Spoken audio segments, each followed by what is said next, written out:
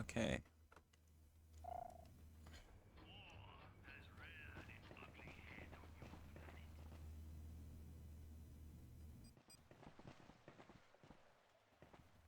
Hi everybody. Welcome back to okay, I'm recording. Welcome back to Beyond Good and Evil. We're nearing the end, I think. Uh let's see. We need to get the little things for our ship. The like we need to get like little things for the little flying thing, and it'll let us fly to the volcano. I think that's what we need to do next. Hold on, I can open it up.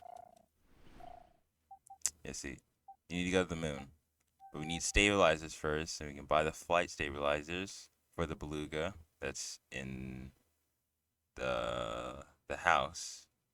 I mean, yeah, in the lighthouse for 20 pearls at Momoko Garage. Then, uh, prove the complicity between the alpha sections and the DOMZ. Then broadcast it from a lunar transmitter. So yeah, we're going to the moon, as those guys said before. What was it? Who are they? I'm sorry, I'm so tired. I just woke up, like, I'd say like 10 minutes ago.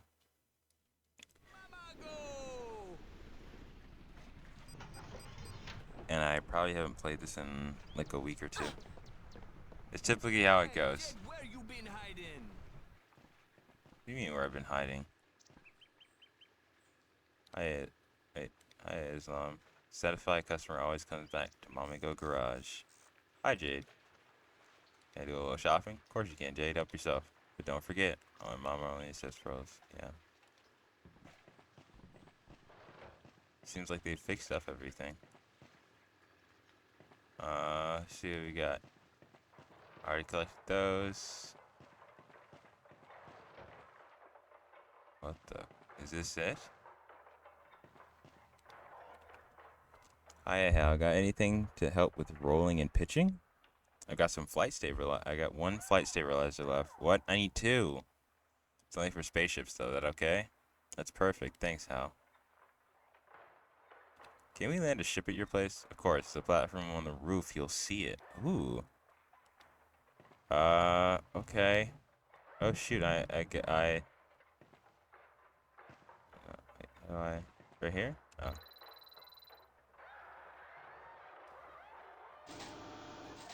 Nice. Well done, Jade. One flight stabilizer is needed for each reactor. Ah, dang it. I need another one. You got another one? Ooh, a box of K-Pops. A box of K-Pops. I'm sorry. I love saying that. A box of K-Pops. A boost a set of pods completely restores your vehicle's energy. I need two more.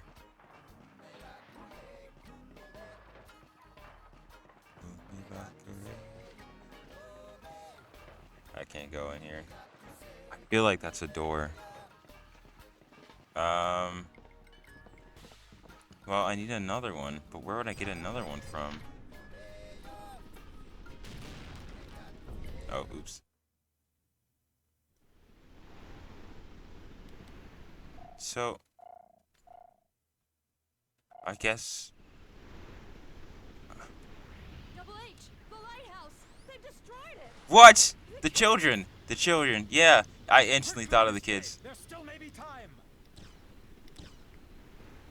Who are they? Can I shoot them? No.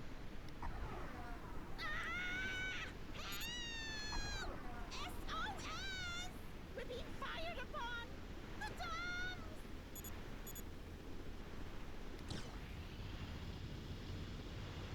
They took the kids? Was that a kid screaming? Oh no, no, no, no, no, no. I'm losing everybody, man. No, no, no, no, no, no. Run! Run, run, run, run, run. door's closed. What's been going on around here? No, no, no, no! Pablo? Ben? Yoa! Careful, Miss Jade. The Alpha sections may still be there. And we'll kill him. Nah. Pey'j! They've taken the children! Oh Anybody no. here? Umi! Zaza! No. It's so Jover.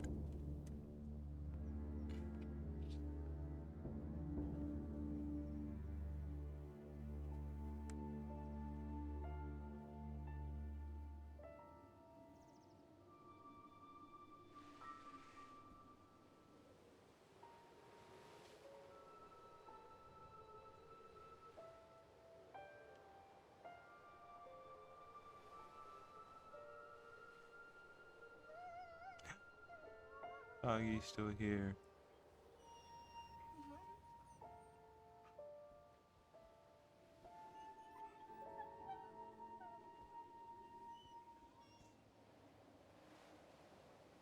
Poor Wolf. I know how you are. You tried to help them. You told yourself that you wouldn't let them come to any harm. That you'd be there to protect them. I know, boy. But that isn't what actually happened. The kids are gone. And you couldn't do anything. You're here, alive and well. Who do you think you are? Did you think you'd actually be able to make a difference? Well, Wolf, you were wrong, boy. Completely and utterly wrong. There's nothing anyone can do. There's nothing anyone can do. Can't break down right now. We gotta go to space, man. Must go now, Miss Jade. Mm-hmm. It's over, Double H. Finished. They're still alive, Miss Jade. Pey'j, the kids, they're all still alive. Mm-hmm.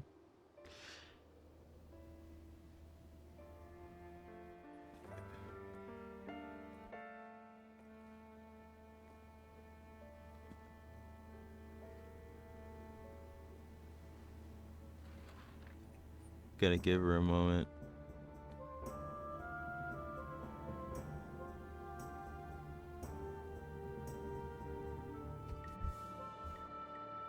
What's up with this? Oh. Unless you got some crazy idea. I don't know what you could do. This sucks. All our stuff is broken. Can't even go up the lighthouse. Do we got a plan or something? Hold on. Yeah. I hope we can find another transmitter. Maybe we can ask, Oh, you gotta be joking. Ah! The world?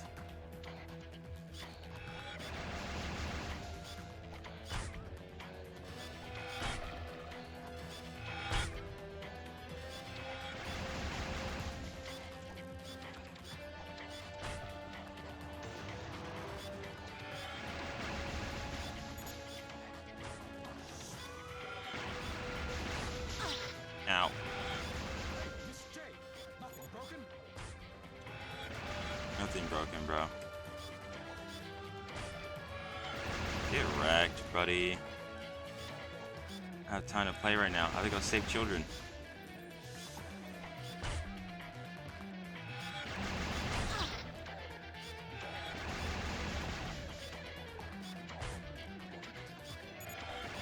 It's an ambush. Oops, sorry. The caps lock button is right beside the tab button. And I'm not staring at the,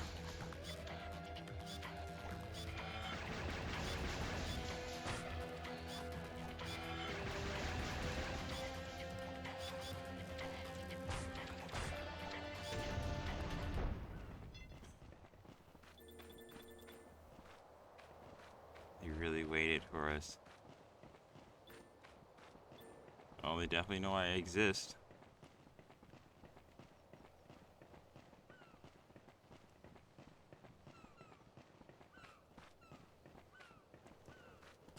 Man.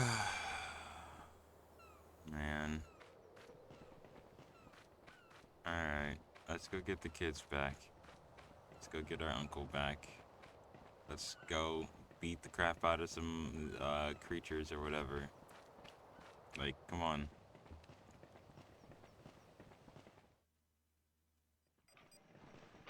Did anything change in the hangar?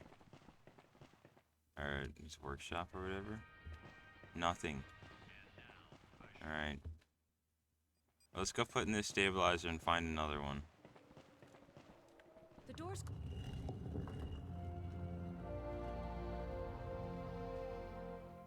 Huh?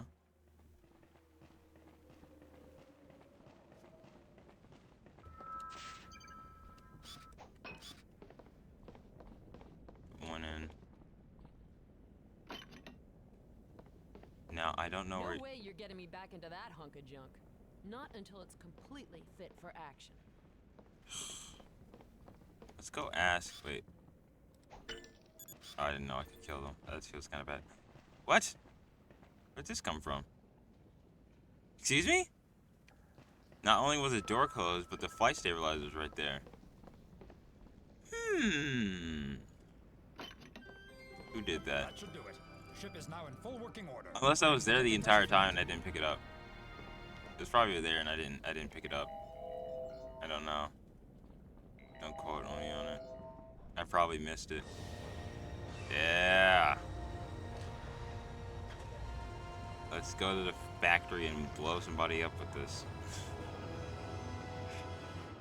So serious. I want my children back.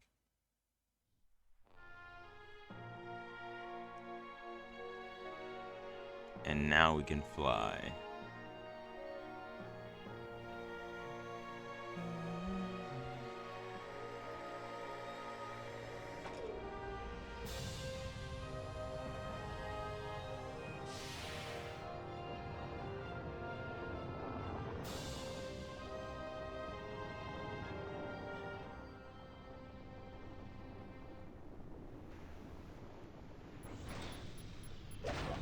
Ah, that's interesting.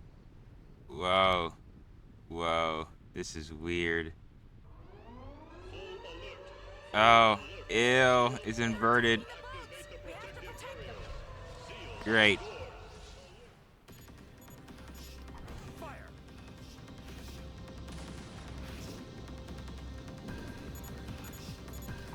Hey, he won't stop wiggling around.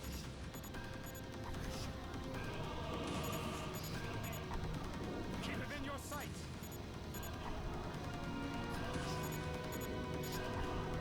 Gotcha.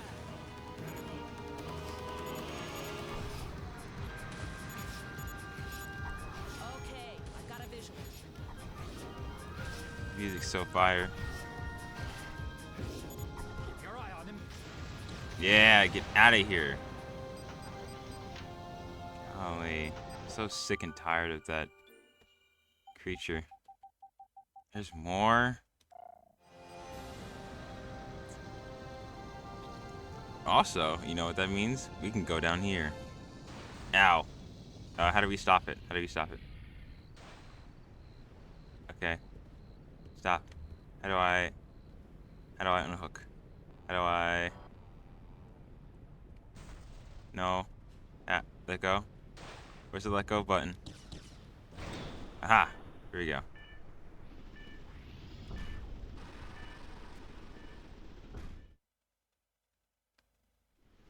I've been wanting to go here all the time. They say the treasure is guarded by a colony of Krojaks. Don't care. We've defeated Krojaks before. We'll be fine. What's this? Hello? Ah. Sweet. Loot. Well done, Jade.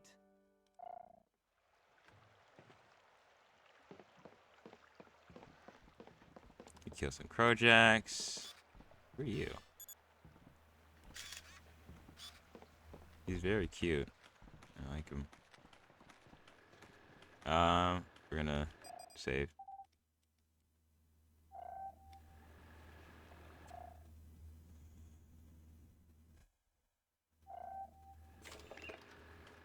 All right.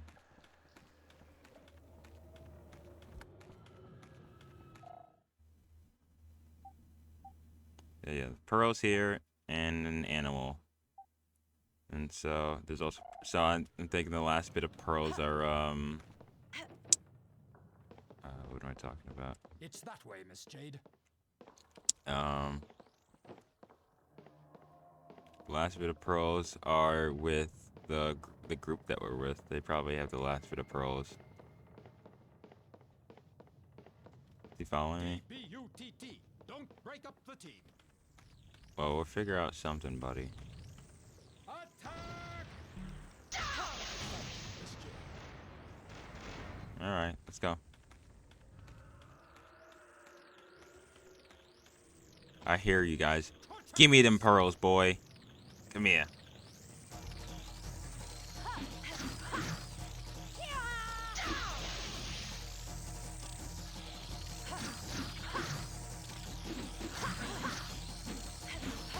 Respect the home team, Chapter 12.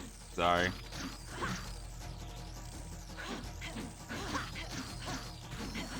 All you guys are just holding pearls all the time. What in the world? 3. This is where the big bucks are.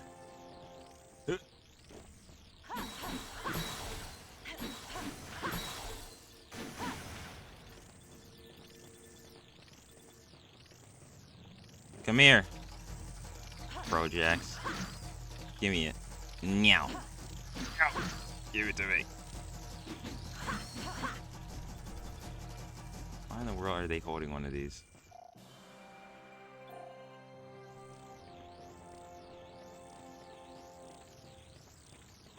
Carlson and Peters! 10-4. Yes, sir. Not far enough. At least you got the door down. Look out, Miss Ah! Jade. In the world. Sending in Bugs. Hey, Thank you, Miss Jade. Preserve the I'm home sorry. team.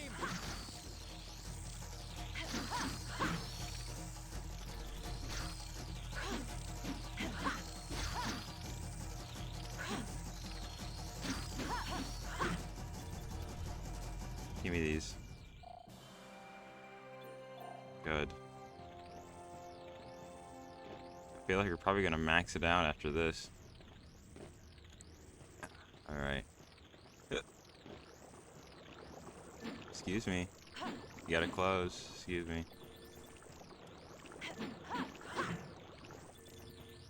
They're coming from all directions. Yeah.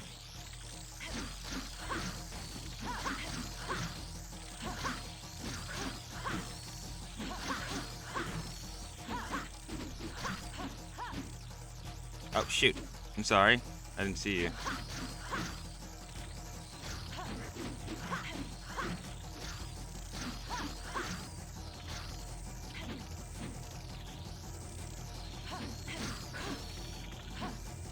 You're right. They always do that weird scream before the attack, and it's really weird. I don't know. It seems very ineffective.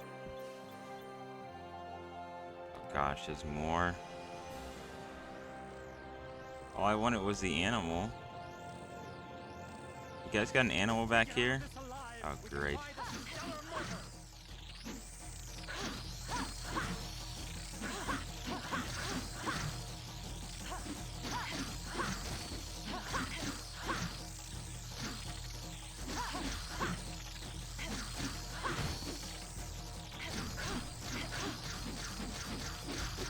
Yeah, I love that move. Hey, why'd you run, Double H? It's like, nah, screw this, I'm gone. That's all of them. That's literally 88. Is there more? No, I got every single pearl? How? What's this? Oh, I don't have a code. There's a paint job in there. There's a pirate item and a disc. I don't know the code for it though. Are you a creature? I was told there was gonna be a creature here. Have I been lied to? Surely the fauna counts as creatures, right? I guess we'll figure it out. Let's see. I did take a picture of you. Your type of fungus or whatever. You? Yeah, I did take pictures of you.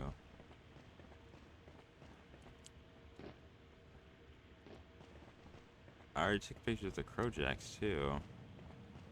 So what am I missing?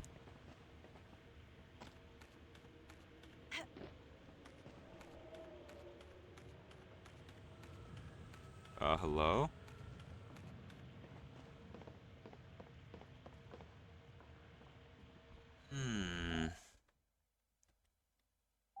Yeah, there's still one on this one map, one on this map, one on this floor.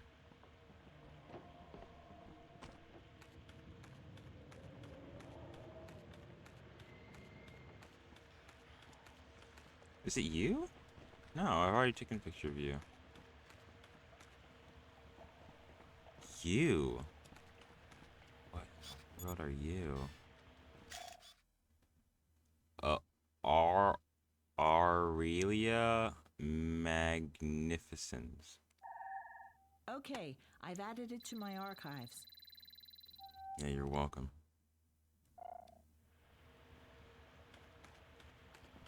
Weird, I'm missing one more?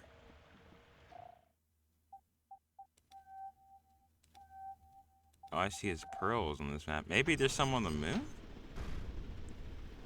Boy.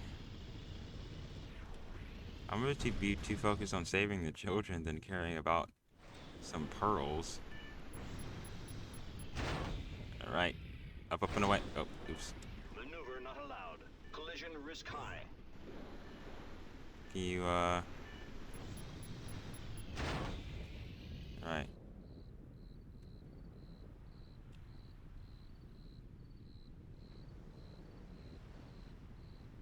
Sweet.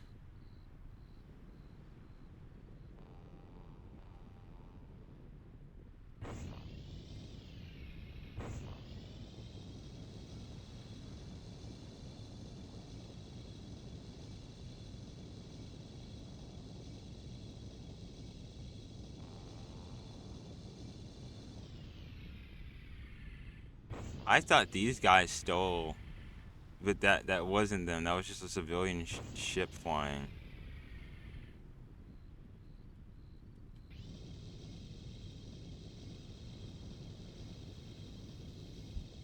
Hello, can I get a rocket ship, please? Ah, okay. Ooh, wait, can we change it? Identification. Okay. The beluga. C'est bon, it's been digitalized. Cruising through space with some Mama Go's flashy style couldn't hurt, but that rhino horn jutting out from the front of the ship just might. Okay.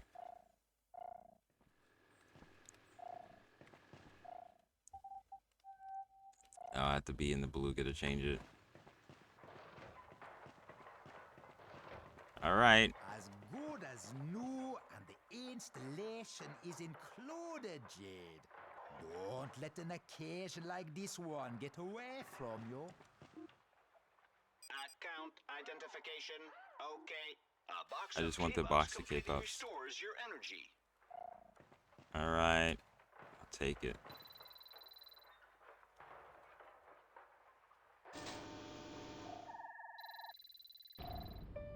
Parfait, I stock it. Supplies the necessary power to break free from Hillian gravity.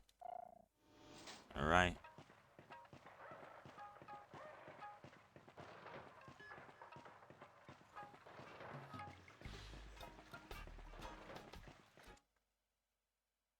Here we come outer space! You better hope this motor of yours has some kick to it, Mama Go. before we do that, well, here, I'll drop off. I'm gonna go out. I'm gonna go in and check. Oh boy, I forgot how bad it is out here.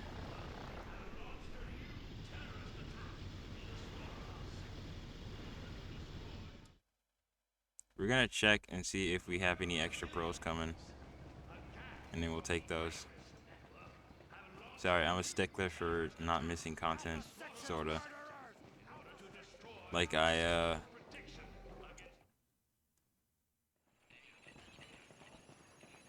one thing is, I know he's like, hey, I'll give you a key to that thing to learn about the lore for the next game, but I'm like, the next game isn't coming anytime soon, so I don't care. Maybe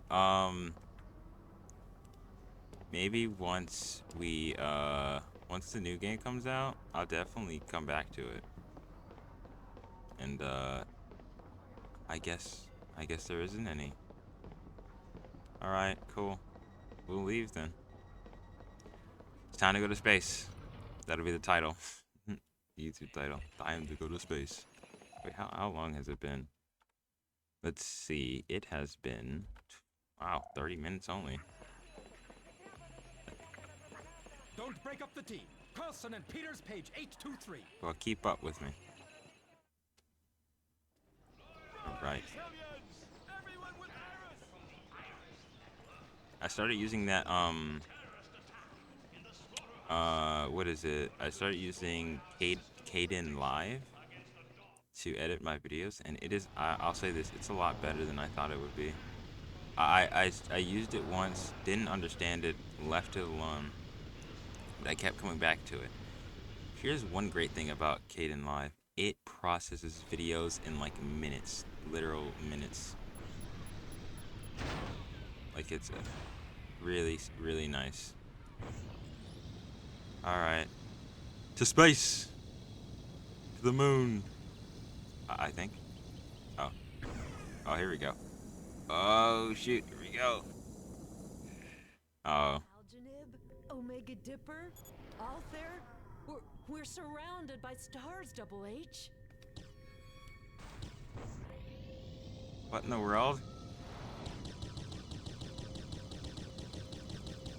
Hey, stop. Hey, the stellar motor is backfiring. Almost knew, he said. Rhino. Hey. Watch your tongue.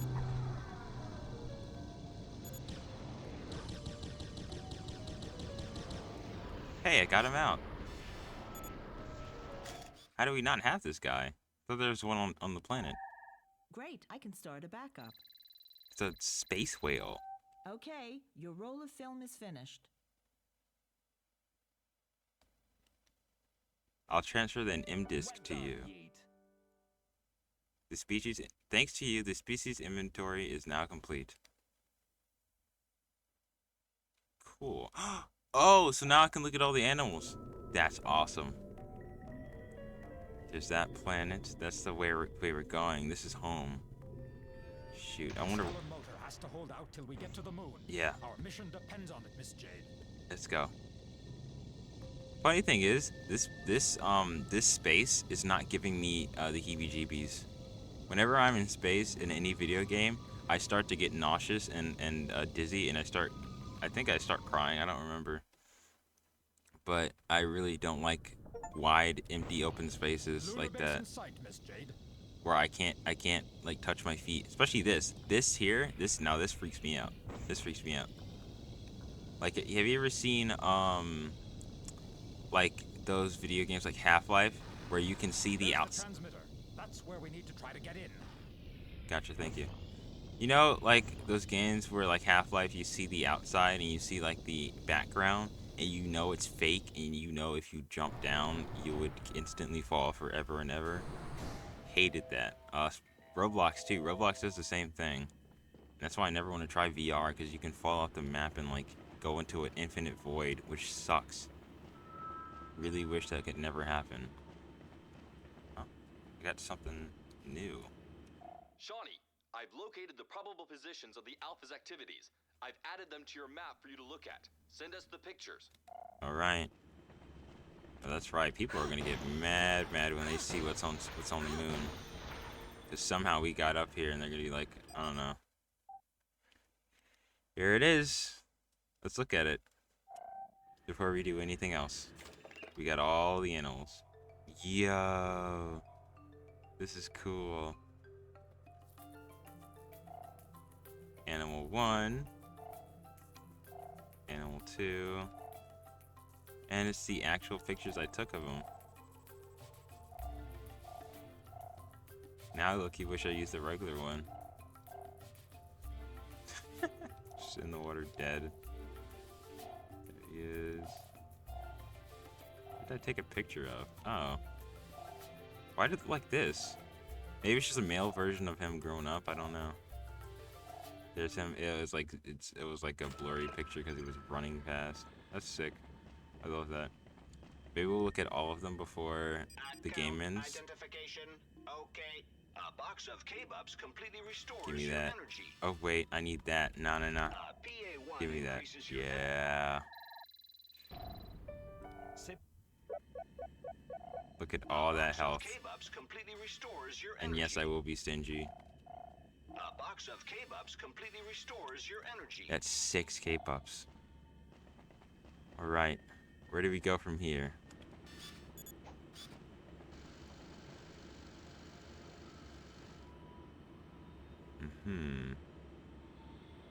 We need 3 people though, so this is gonna be useless. What's this?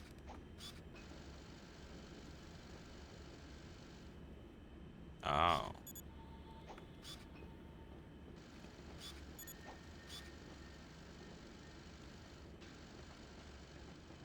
We'll worry about that later, I guess. Let's go down here first. Oh, okay. Camera. Get on, Double H. Oh, we're going down. Oh boy. Oh, I love that angle.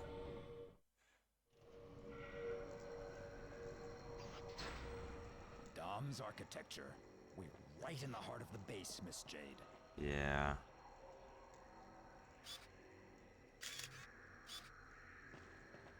Gotta take some evidence.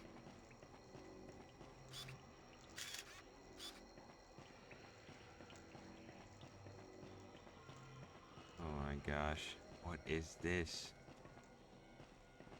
Can I take it?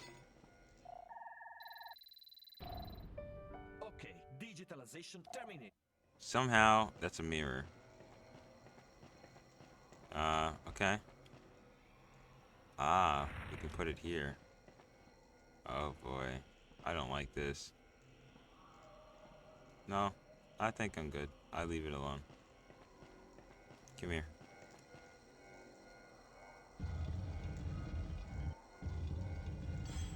There we go. But here's the thing, I saw another one over there. Yeah, look at that. Yeah, there it is. There's another mirror in here. Gosh, look at the walls. It's like they're alive. It reminds me of Shodan, the final boss fight with Shodan in System Shock 1. Or what's it called? Would I say Dead Space? No, Dead Space doesn't have that, I don't think. There's a few games where the walls look like this. I know that one game that came out that was like a basically just aesthetics. Yeah, that came out and it was I wish I could remember the name.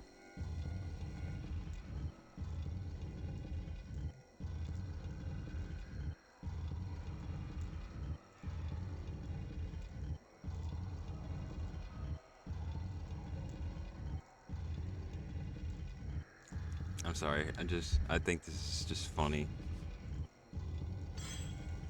Alright. Open it up so I can get my loot. I still need money. I don't know how many boxes of K-Pups I'm gonna burn here. This seems like a box of K-Pups place where No, I'm not really hungry right now. you know.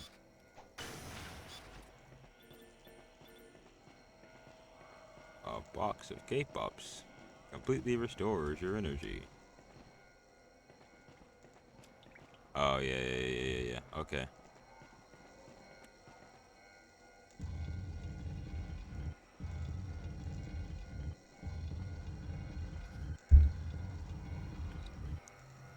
There we go. Let's see one in here. Oh shoot. Okay.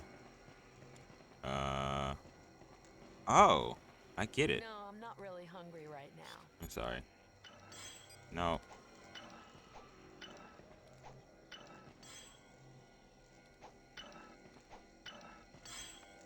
For some reason, it's supposed to work that way instead of just facing it forward. Okay. Alright, here we go. We're, at the cloister? Look at this angle. Isn't that sick? We're common kids. Too quiet around here. Someone is watching us. I don't see anybody. Yeah, I feel it too. They're all around us. They're waiting for us. Well, the difference is you have the Force, Shawnee. Pey'j. Uncle Pey'j. Give me him. Hang in there, Pey'j. I'll get you out of there.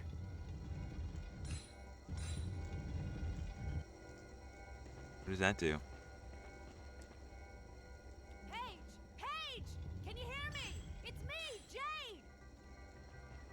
I don't think he can hear you. I think he's just...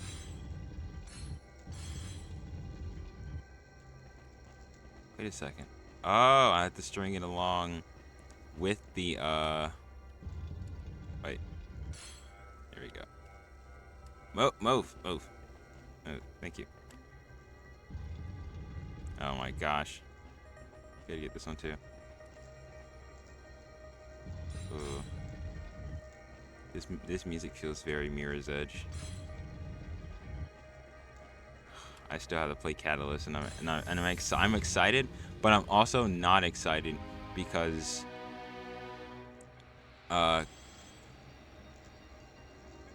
here's the thing, because once it's over, it's over. We do no more. Whoa.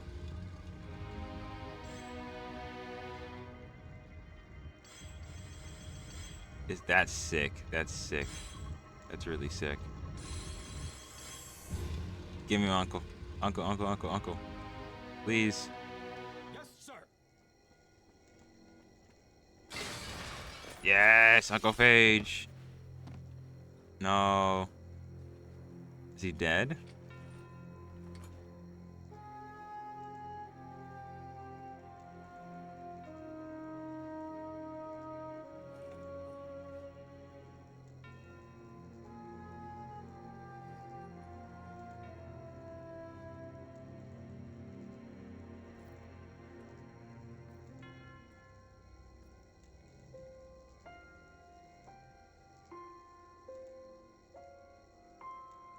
I'll come back for you. I'll bring you back home.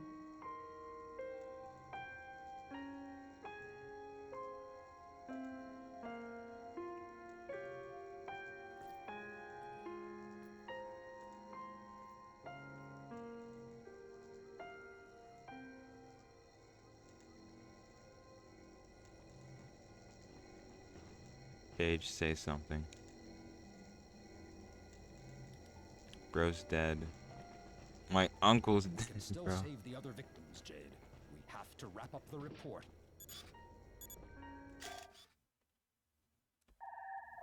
Well, thank you for keeping her on track. Because I'm gonna be real with you, I don't think she even wants to keep up with everything. Yeah, we gotta wrap up the report and leave my uncle dead on the ground. Alright. Let's see. How do we get out of here? Is this not an elevator?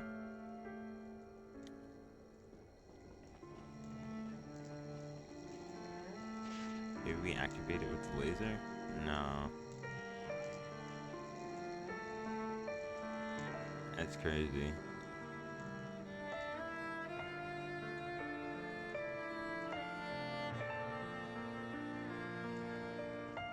It's emotional, like, set piece. Alright, let's see what we can do.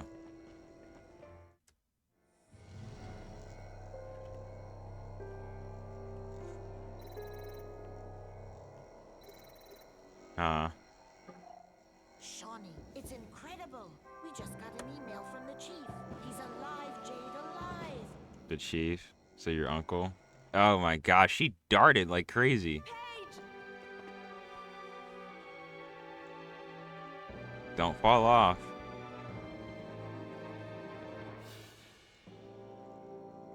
Very sneaky, the whole code under the shoe bit. You found them? You didn't screw up my settings, I hope. They're exactly as I found them. Stench and all. Pey'j, you were... Dead, I know. But you saved me. You're the one that brought me back to life. You're not the one you think you are, Jade. There's always been a prodigious energy hidden deep inside you. Now it's coming to the surface, and you're starting to understand it. Pey'j, the kids, they... Yes, I know. Kidnapped too. They've taken them to the Great Crypt. The only way to get there is by using the landing strip. We'll have to come back in the ship, but we can't do anything for them right now. There's too few of us. We need help in order to attack the lunar base in full force. The only way of obtaining the support of the Hillians is to follow Nino's plan, wrap up the report, and use the long-range transmitter to broadcast it. Okay, let's get a move on. Aren't you happy? Your uncle's back. And we got 2 people.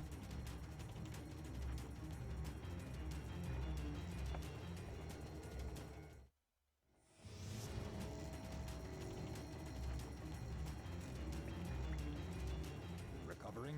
I know how it feels. I spent 16 hours in that machine. I thought I'd never get out. I've been in it for 3 weeks. Dang. Jade, thanks for coming to my rescue. You're welcome. Have to wrap up the report first, Jade. First? Wait, what are we taking a picture of?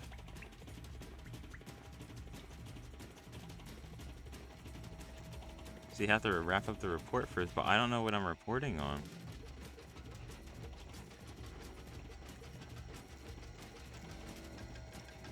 Maybe it is this way.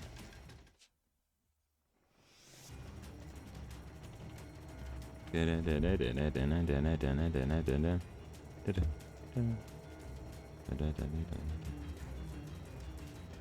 my gosh, this place is too big. I hate it.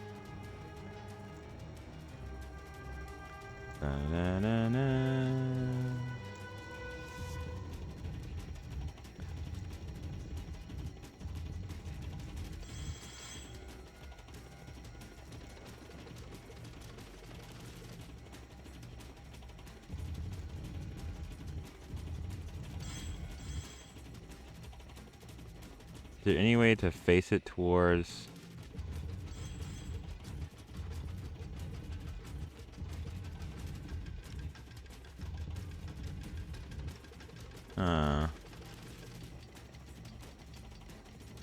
Oh! Don't blow your cover, Mr. We have to bring back the information first. Right. What in the world? It shot me so fast. How are we doing? Okay. Yeah. It's been 40 minutes. Oh my gosh. This might be a long episode. I kind of want to finish this in one go.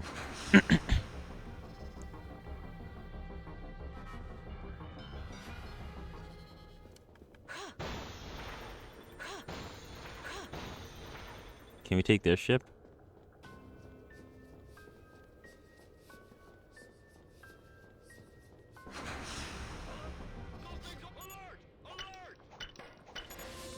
Get out! Ow!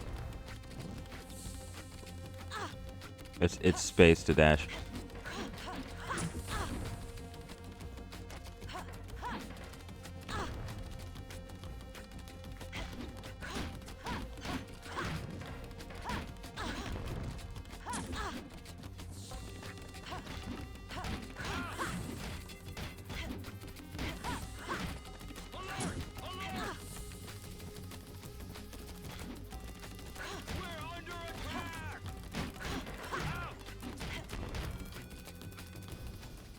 None of you will live.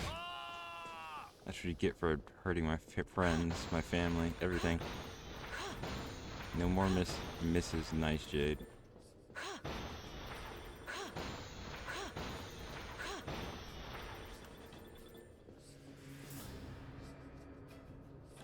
Hold on. There we go. Make sure I have the box of escape ups ready. I think I need to go down here. Alright. Ew. This weird bug thing. The Great Crypt. Excuse me? I don't think I want to go down here.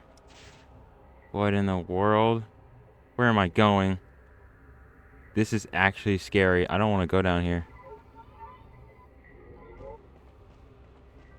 The Hillys are becoming suspicious. Kidnappings are getting harder and harder to execute. The Iris network is becoming more than just a little nuisance.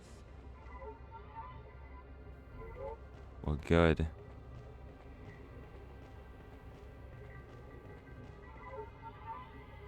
Soon enough, I'm gonna kick your butt. Now I'm gonna win. And now I'm gonna save everybody. Whoa, my gosh, this thing shoots you way too fast.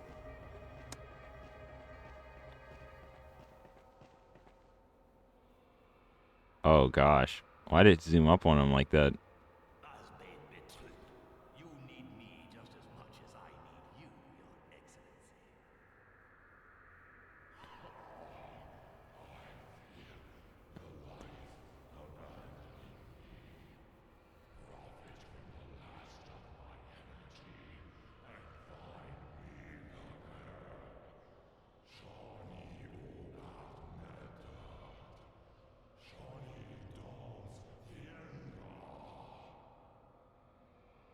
Shawnee orbes Meton.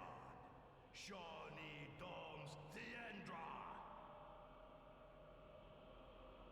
Shawnee orbes Meton. This is scary. Get me out of here. Maybe I don't want to save anybody. I'm kidding. I'll do my best. Where does that send me?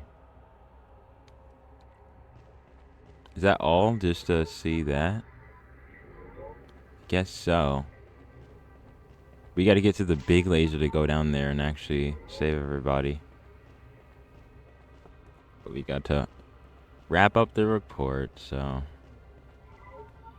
Nothing crazy yet.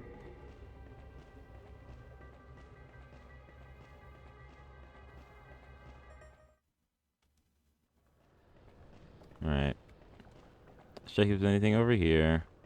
I hate being on the edge. Whoever made this is dumb. Where are the railings so no one falls off? Because I know those big boys are kind of clumsy.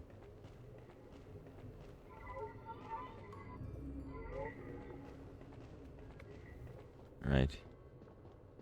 Gotta go this way. Gotta find a way to get them in here. Let's see. I'm dumb. The report. The report. We're supposed to take pictures of them. This too. But we're supposed to take a picture of them repeating creepy junk. I wish I could record with this thing. Honestly, I wish it would give me a notification to take a picture because I'm so immersed that I totally forgot about it. It should have like a little camera pop up, like blink.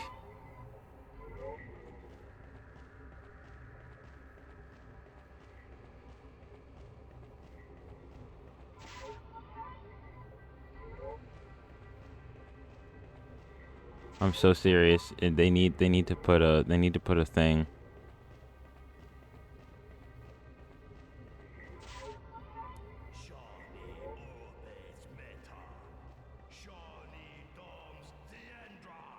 Shut up, dude.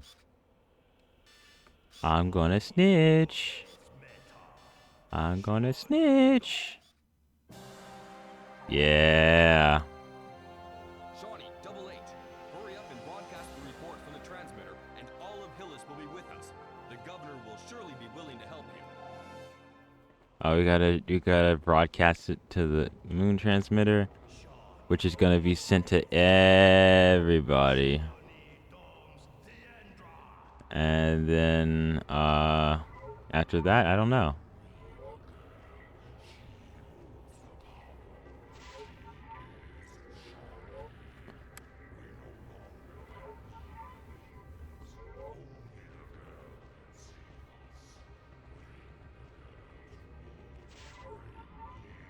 Only the girl can save us?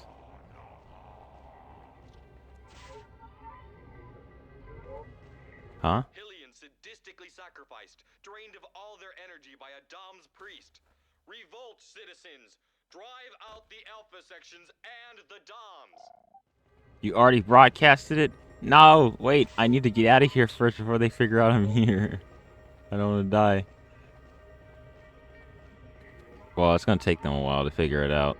Someone's gonna report down and they're gonna be like, oh no, someone's here. I thought I'd have a little bit more time. That was not supposed to happen.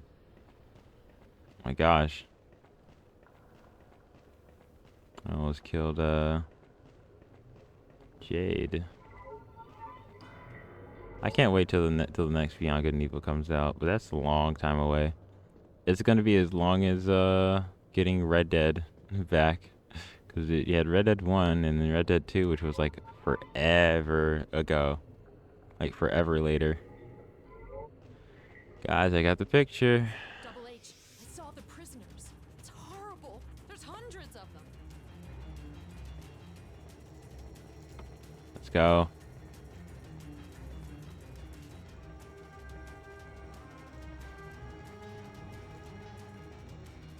Be strong, Miss Jade. We must get to the transmitter. It's our only chance. Yeah, we got this.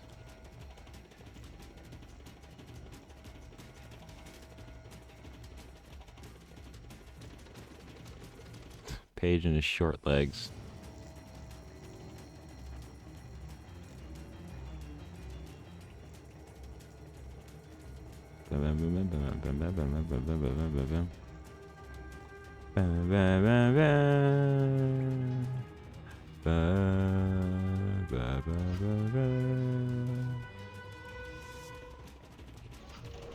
All right, we can finally go up. All right. Hey, wait a minute. That's the beluga. You managed to get the old girl up and running. Yeah. You kidding? I hardly had anything to do. You must have spent a lot of time on her.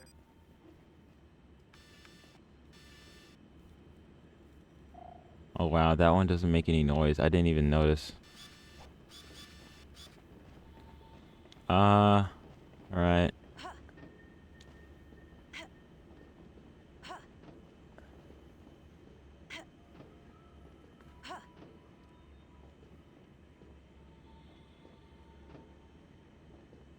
Could you push the button, please?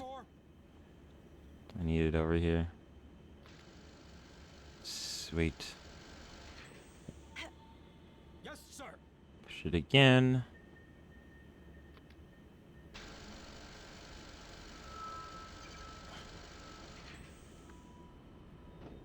Okay. Oop.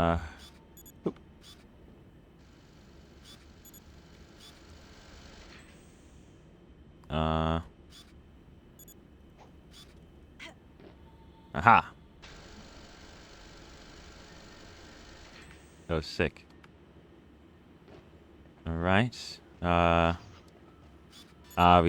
We gotta climb up here again. I've actually only ever seen this, what, twice? Come on, guys.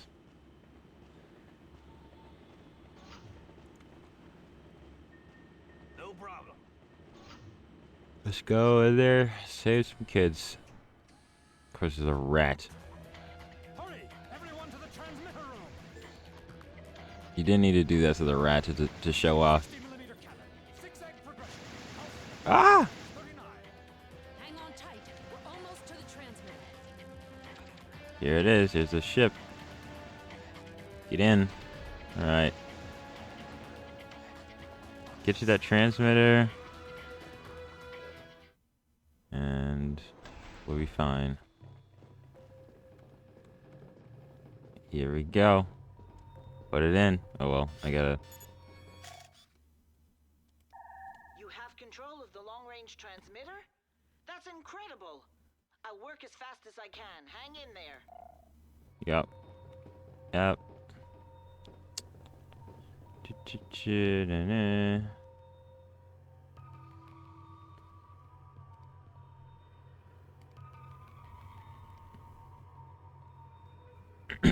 Oh, here we go. Quickly. If the population revolts, the Alpha sections will surely try to flee. QA-N6. Alright. I'll see if anybody doubts it now. I'm sure there's still some doubters. That's fake news. Or something dumb.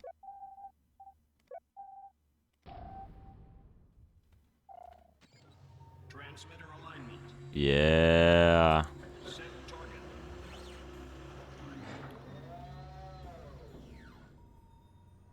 Okay, enter data. Why is this? Up to you now, Jade. What do you mean it's up to me? Oh, I put my camera in. I need that. Data not recognized. Protected system. Locking. 10, They're blocking the controls. 9, 8. 8. No problemo, Jade. I take care of that. Oh, okay. Do your thing. Amigos, Segundo el Magnifico is going to show you who is the best. 2, 1. System blocked. Nice job, Magnifico. More like Secundo el Major Screw-Up, King of the Cretins, Pope of the Peanut. Silenzio, my little piglet. Look, Opening system data. Hello, General Secundo. At your service. I have una amiga who would like to broadcast a little report. Set up an alignment on 21.3, por favor, mia bella. Yes, sir, General. Data loaded. Broadcasting. Nice. Well, thanks for the save. Has reared its ugly head on your planet. With help from those traitors from the Iris Network, our enemy, the DomZ, have broken through our protective borders. They put a whole and TV infiltrated there. your city.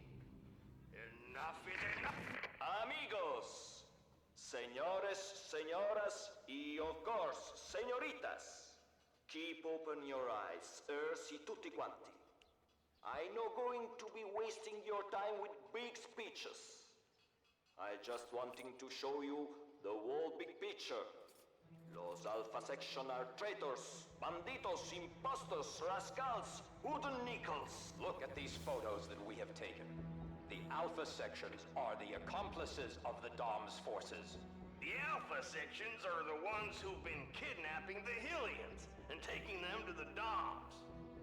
Once the victims arrive on the moon, they're drained of all their energy and die. Since the beginning, we've been manipulated and deceived. Stop listening to the lies that the Alpha sections are telling you.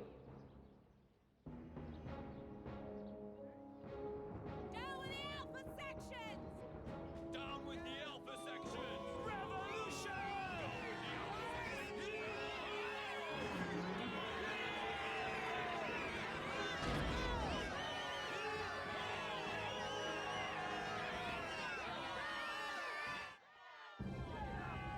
Well, it's working. Et voila!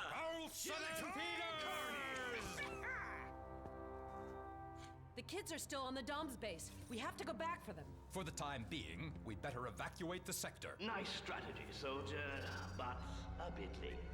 Goodbye. Auto-destruction procedure engaged. Why is it his voice? I can't even save. They blew it up. They blew up my save point. Hello? Okay.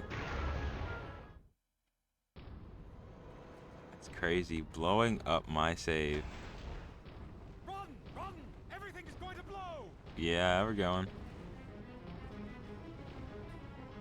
Jeez. They're trying to trap us inside. Quick, to the ship! Up in the ship. Go. Thank you. Can you guys get in?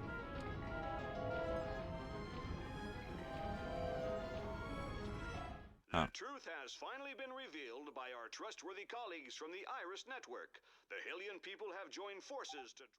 Wait, what? The Irish Network terrorists have been spreading. Ah, now you guys turn around. You gotta show that. Shut up. The honorable journalist. Shut up, man.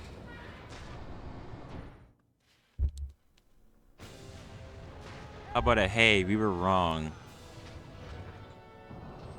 That would be nice. Come into my parlor, said the spider to the fly. What in the world is that? Hey, let me go. No. Help. They're stealing us. They're stealing us. They've got us in their tractor beam.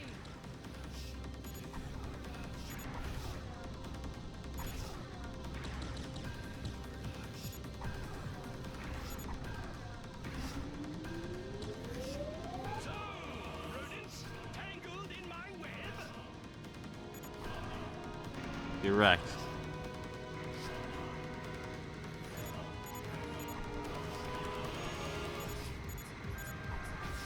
It's completely nuts in that thing.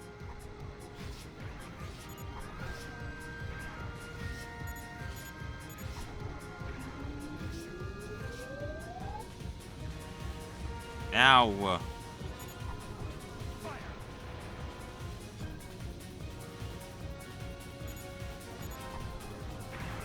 Wait, how are we supposed to get around that? Oh. Get wrecked. Keep the tractor beam engaged.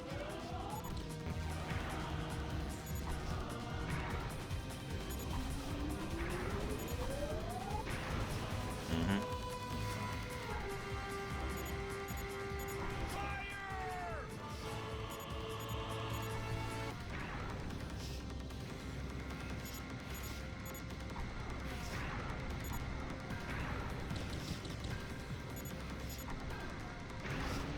Done some serious damage to them. Keep up the good work, Miss Jade. We're losing control. Okay. I was just about to. My ship was just about to break. Keep the tractor beam engaged. No.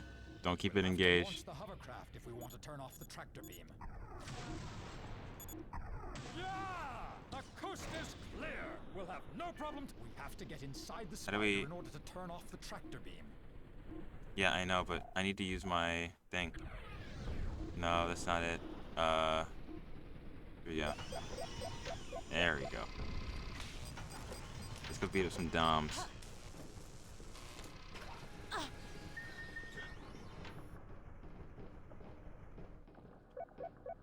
Alright, sweet.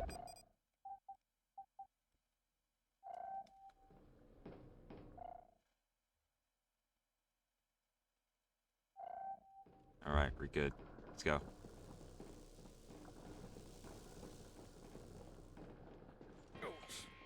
I'm going alert! Alert!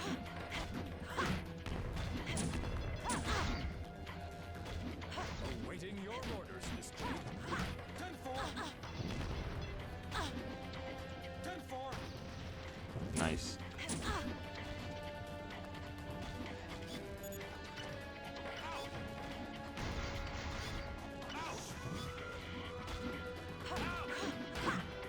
Got one.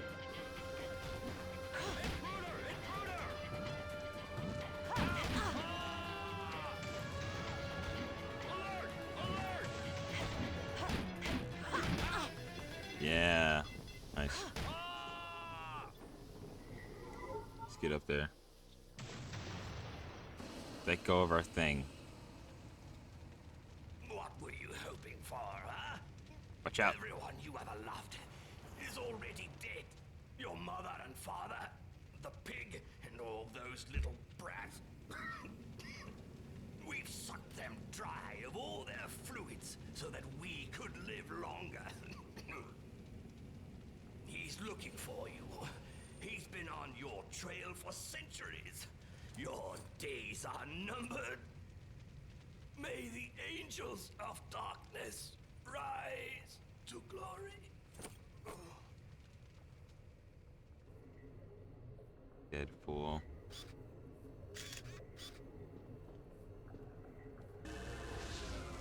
We have to get back to the base. All the prisoners are still in there. Yep. Nothing else?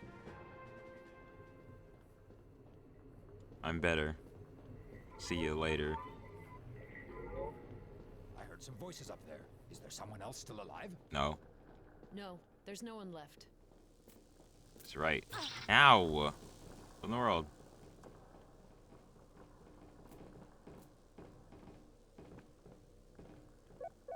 Okay, there we go. I got it.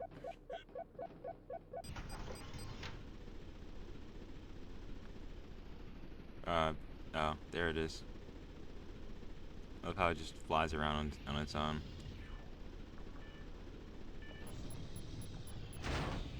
Landing strip in sight. Straight ahead. Well, the beam is still up. Unless you can somehow get inside. They're sending in the cavalry. Sweet Jesus, they're everywhere! Uh-oh. Time to take out some bad guys.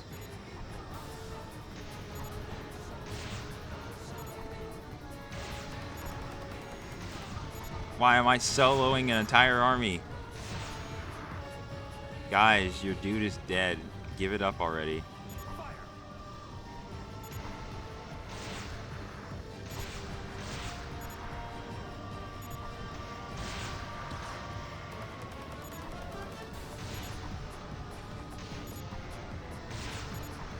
We have the support of the people of Hillys, Jade. I'm sorry, what? Can we land?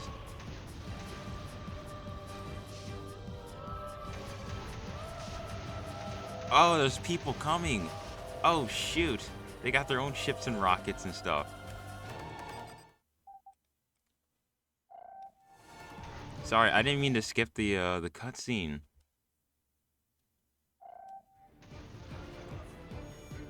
There. A triple elevator. Everyone in position. Nice to see everyone come out and help. Thanks for everything, my companions.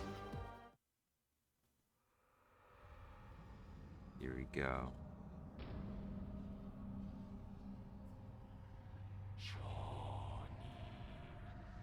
You have finally come back to me.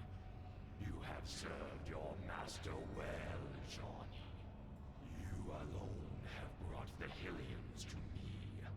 They have followed you blindly. Miss Jade? Dorthgal Parkai. No. Okay. It's a trap! The controls aren't responding anymore. You are not who you think you are. Can we kill this guy? Pey'j has hidden your origins from me. Jade, no! Don't listen to him! No.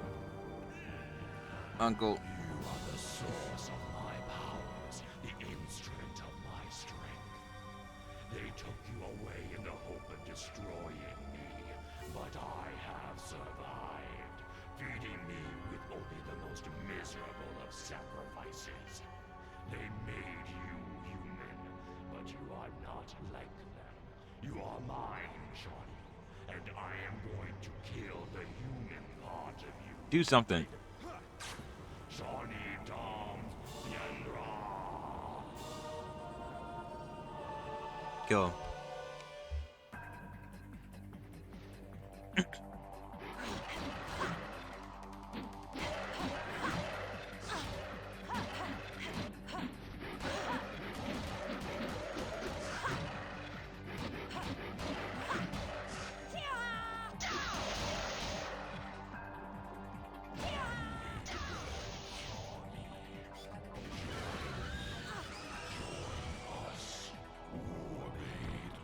Ow. Get up. Are you serious? Fighting little pages? Awaiting your orders, Miss Jade.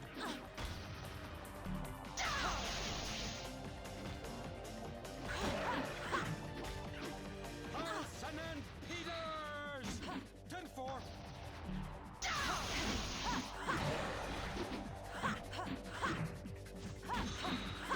Oh, I have to use the little pages. Yes, sir.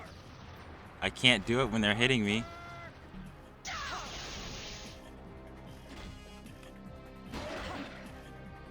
Olsen and Peters! 10-4. Yes, sir. There we go. Can you guys get off me, please?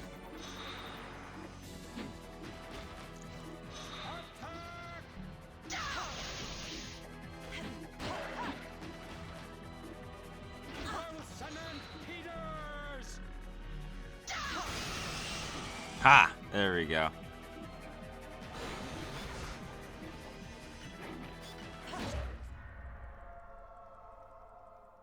Oh my gosh, he died.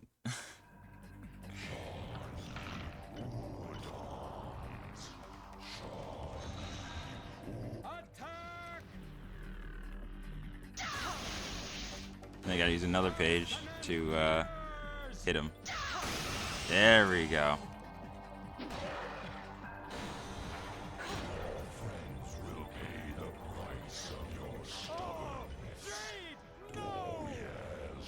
Hey, don't take my friends.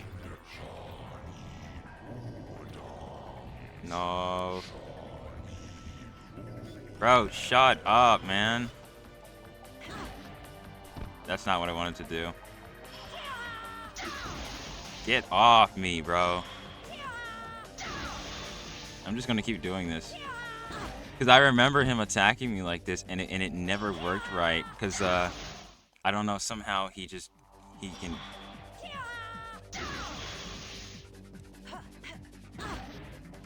Ow, Get off me, dude.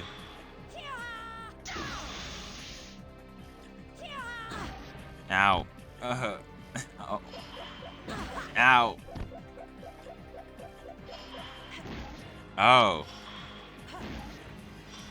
Oh, I'm supposed to do it in the direction that he comes at.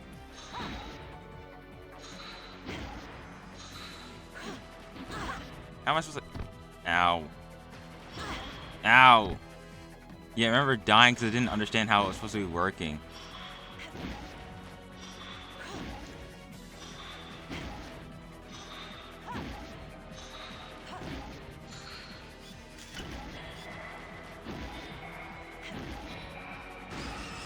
Get out of here, you stupid bug thing. Shut up about me.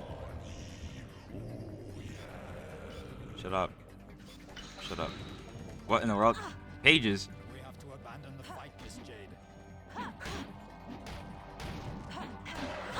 Ow. It's your fault that we're suffering, Miss Jade. Abandon.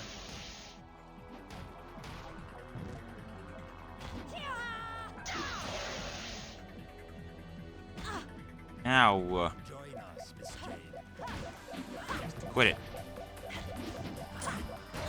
Ow. We have to abandon the fight, Miss Jade.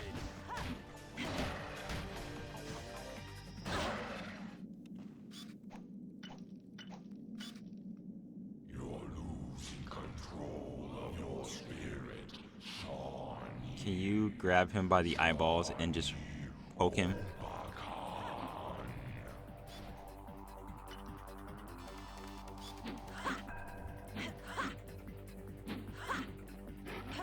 Oh.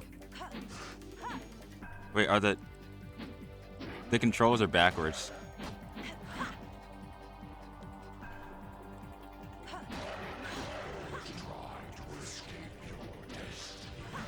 Oh, the controls are backwards. Help! Help! It's backwards. Help! Oh, this is gonna suck. He's gonna make me.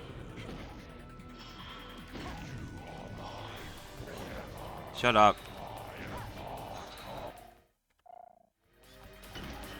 Stupid. Ow. Ow. I hate you. Ow. I hate you so much. You have to get it perfect.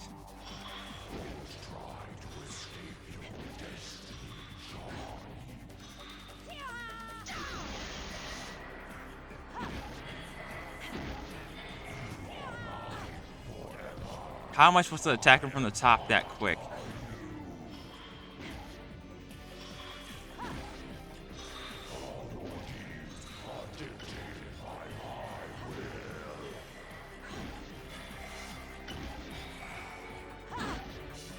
I hit it. Oh my gosh, this sucks.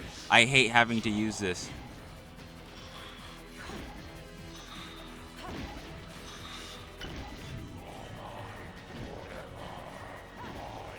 Bro, I don't care. Die. Yes, get him in his stupid eyeball. That's right.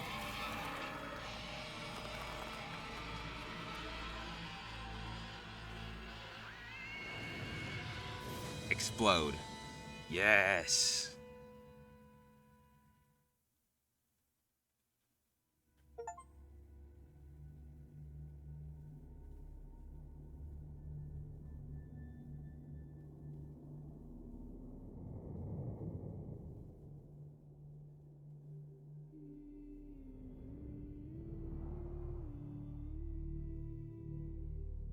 I'm the queen now.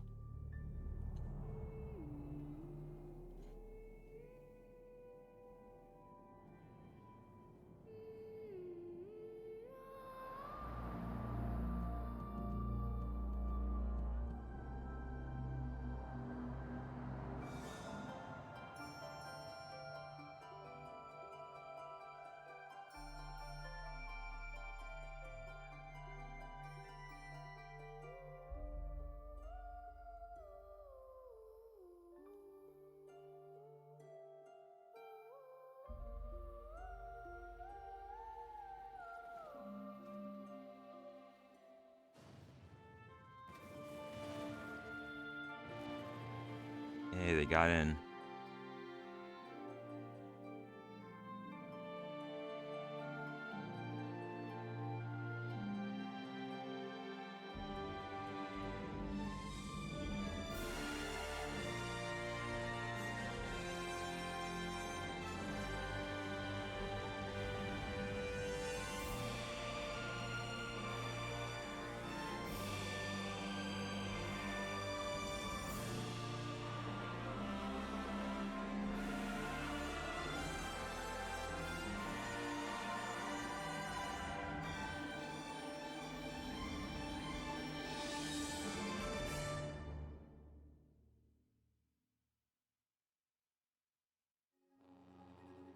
And that's it. That's the end of Beyond Good and Evil. A pretty, I see, a very, very good game. Unfortunately, backsided by quick development time and, you know, loss of, like, I don't know, like, I'm sure if they had more time and funding and the technology was good as it was back then, this would have been so much better because this game was really ambitious for the time, so. But I'm glad I finished it and recorded it at least so that I can always look back at this. Because Beyond Good and Evil was my favorite game of all time. Like, it's in one of my favorites. I do have others, and I will be playing them on this channel, but I want to go through a few other games first that are kind of recent, like Black Ops and stuff, before, you know, really, I just want to do those, like Black Ops and stuff like that before, and like Life is Strange, before those games come out. Then, you know, if gaming ever calms down, we'll definitely be doing some of my favorite games. But right now, just this, I guess. It's a tower. But yeah, this was great. There's still stuff to do, like, you know, there's like New Game Plus, and you can unlock new stuff and whatnot. And there's like concept art you can look at and everything.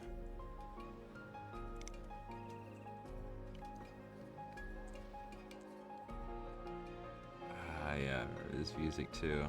But I'm glad I'm going through all my favorite games, because it does just, I don't know, feels good to just play them again.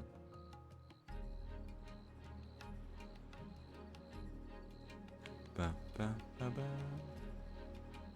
But yeah, I really do hope they finish that the next one. I know it'll be nothing like this game, which is unfortunate, because I do miss when games were like this, like in terms of like gameplay and story and art style, and like this low polygon look. It really breathes life into the whole world and stuff, and I don't know.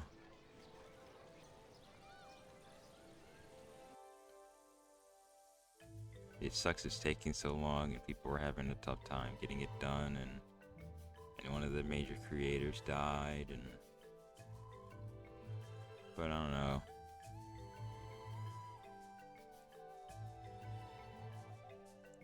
I hope everything goes well, and hopefully it'll be out in my lifetime.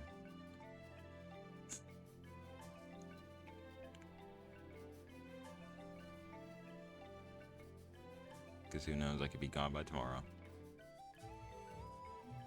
But I can patiently wait.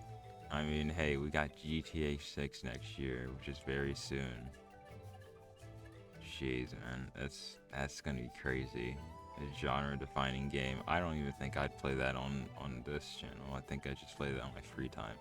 I think that's gonna be like my cheat game, I guess. There are a few games I play, not on, like I'm playing Star Wars Outlaws. That's something I don't think I'd ever record, because of how open it is.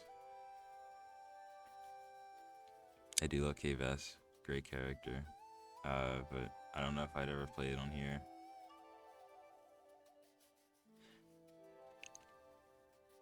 Just happy to finish this. Such a great game, and I was so sad that it ended when I first played it. And I would love to see what they're doing after this, you know, like what are the kids doing after, how the kids doing after this, and like the second one's going back in the past, not in the future. But maybe it'll be like they'll do Beyond Good and Evil 2, and then they'll remaster Beyond Good and Evil 1 with, like, you know, a whole bunch of new story bits and stuff that they changed.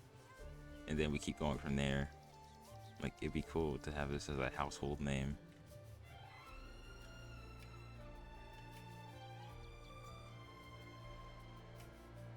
And I what I'm thinking is that they're turning it into like a GTA type of thing, where it's gonna, like, they want Beyond Good and Evil to be their big money maker, because it's taking so long. But the game looks incredible, and the engine used for it is crazy.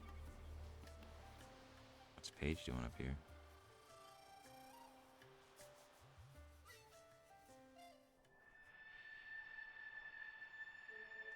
Oh yeah, I forgot about this.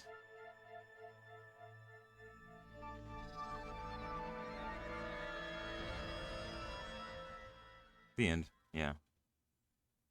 Guess that's to set up a next time before they could ever do it. Loving memory of Emile Morel. Yeah, he died.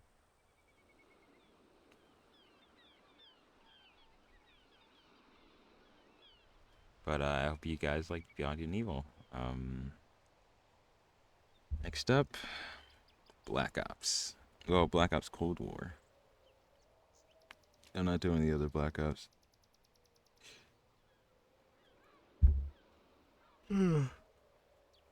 Oh, well, I don't know if I have them. If I have them bought, I'll do them, but I probably don't.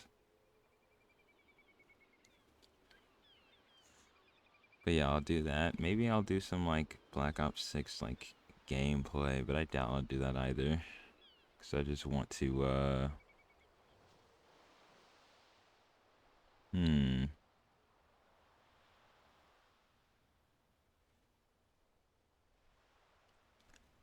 Oh yeah, this is mostly just chill gameplay story bits. I mean, watching me freak out playing Search and Destroy would suck. Cause my camera goes everywhere when I'm playing. Like it's literally like if I watch back, like I record it sometimes and I just watch it back to see what I'm doing, and it's exhausting. My camera shakes around way too much. I'm constantly shooting it at like angles that people might be at, and it seems like I'm crazy. Like, why are you shooting in that direction? I'm just checking to make sure no one's there, because sometimes I'm like, someone's probably gonna pop out right there. And this is a Valorant thing, or a CS:GO thing, where I'm like, someone's gonna pop out right there maybe, and I'll fire at it a little bit, or someone, I don't know, you like just anticipate someone peeking that, or the someone is there and they're gonna try and peek it, and you just kind of burst it to make sure that you hit them the moment they pop out. But man, I want the credits finish. And after this, yeah, kind of sad. So little sad, but like I'm like, this has gone on long enough. I don't know if you ever actually you guys can't, but I literally put these on every Wednesday, so there's like a backup of them. But there are literally like 2 weeks or 1 week or a whole month without me recording anything because school and stuff, and I'm like, I want to get on to the next thing and record the next thing because I'm like, this is taking a little too long. But that's like a schedule problem, not a game problem, not the game's fault. I was so happy to finish this because I'm like, it's been like what, like 2 months of this? Has it? I don't know. It's hard to keep track of everything when I'm constantly doing so many things, but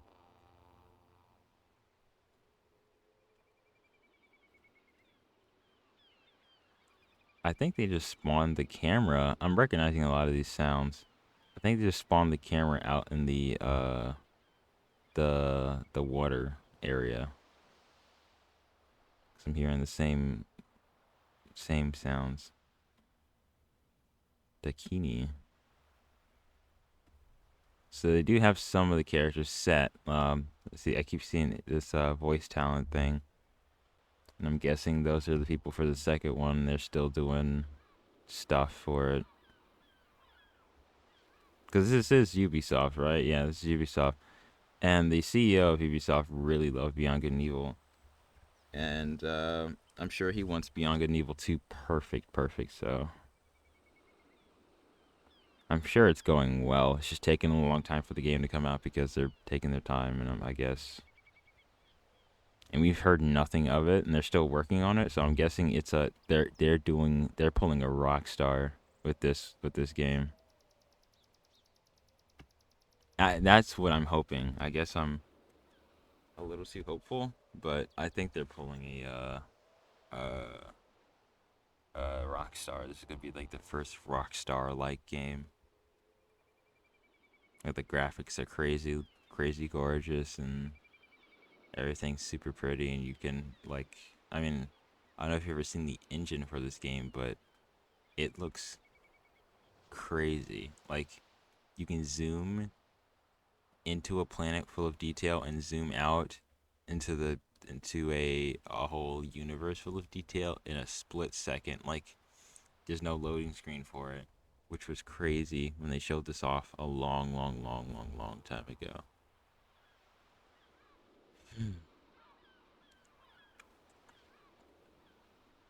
I really do hope they don't like stop it or whatever. Really hopeful, because I hate having like games. I mean, this happens all the time. This is happening. I'm sure there's been like 300 games, canceled in the last 5 years. But I hate having cool potential game stuff be scrapped and be thrown away or like stored away, and then it gets leaked out someplace. Like Oni 2. Like, that game looks great. I should actually play Oni here also. But that's gonna be a long ways away. Probably. Because that game is hard. And I literally had to... I remember cheating to even get past certain parts of the game. Because I don't know. I sucked. Actually, no, the game is very, very unfair in some areas. But, yeah. I mean, okay. I do say that I want this game to be over, but I'm still on I'm still on Tomb Raider 1, and we're like we're on part 17, I think. Part 17 of Tomb Raider. But that's just because I don't know, I enjoy that, like coming back to it and kind of running through it and stuff, and like doing like one level which takes like 2 hours, and like sprinkle it in between. I don't know, it feels good. I mean, hey, if I have enough time, I'm probably gonna play some Tomb Raider and pop up another one. Also, school is almost over for me, so there's gonna be a whole heap of just relaxation. So that means I'm going to make about 5 months or 6 months worth of content in like 3 or 4 weeks, and then I'm gonna like take a large break. Hopefully. It depends on how I feel in that break time. Which is probably just going to be me drawing at 3 a.m. and then sleeping. And forgetting that I need to record stuff. I mean, I don't need to record, but I want to.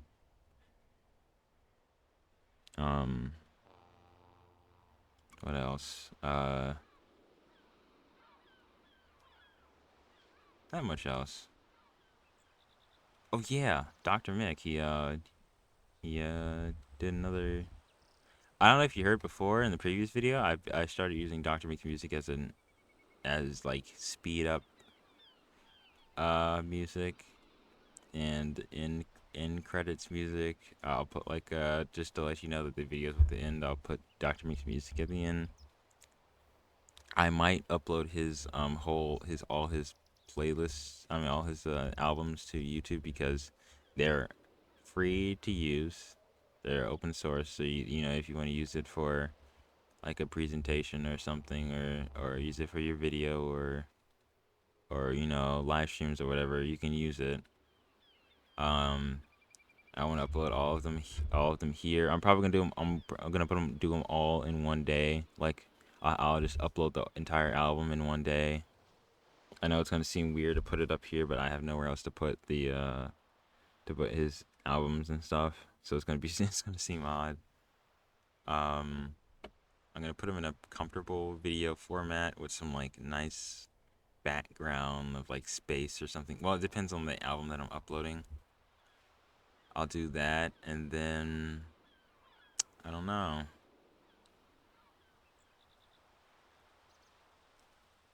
Overall, I enjoyed Beyond Good and Evil.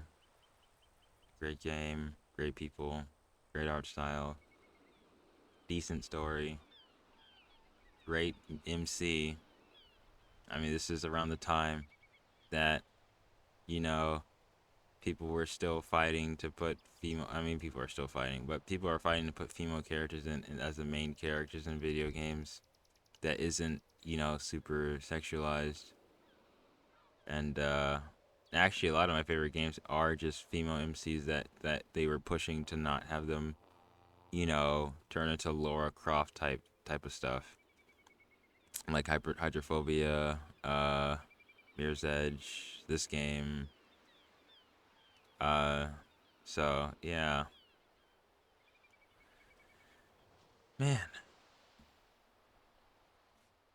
gosh, it's gonna be crazy playing Black Ops Cold War again and playing through the story. That's gonna be a wild ride. What else is there? Oh yeah, then we got maybe I should actually know. Have I been playing action back to back? Cause then no, cause I gotta play. I have to play Black Ops because Black Ops is coming. The new Black Ops is coming soon, so I gotta play that one. Then I'll play Life is Strange because Life is Strange is coming later. So I'll pump out the Black Ops stuff, and then we do a night. We have a nice little palette cleanser of a story-based chill. Well, not chill, but a story-based game. You know, having some you American girls. You're just gonna have to, like, I don't know, corny stuff, and I'm gonna make her say Shaka Rock because it's so funny. But okay, so many people worked on this game, past and future. I'm thinking that all of these are new and old people that are put in here because a lot of this stuff is still reused. Why is my phone blowing up? I'm not gonna mess with it right now. I'm still recording. Gotta stay locked in. But if you're still here and I don't know, you really like this stuff, put stuff in the comments you want me to play or what I can improve or whatever, because I know I'm recording most of this stuff for myself just to watch back, which I have been doing. But if there's other people that are also watching, cool. I'm sure you'd love to see something else or love something changed. Like one thing, like my mic, I don't know if it's been having like little buzzing problems. Maybe that's because I put the decibel up. The decibel's really high for it, which was probably not a good idea. So it's a little buzzy. Not that buzzy, but different buzzy. Um, so if I need to buy a new one, let me know. I'll see if I can buy a new one. See one that's decent. Anyway.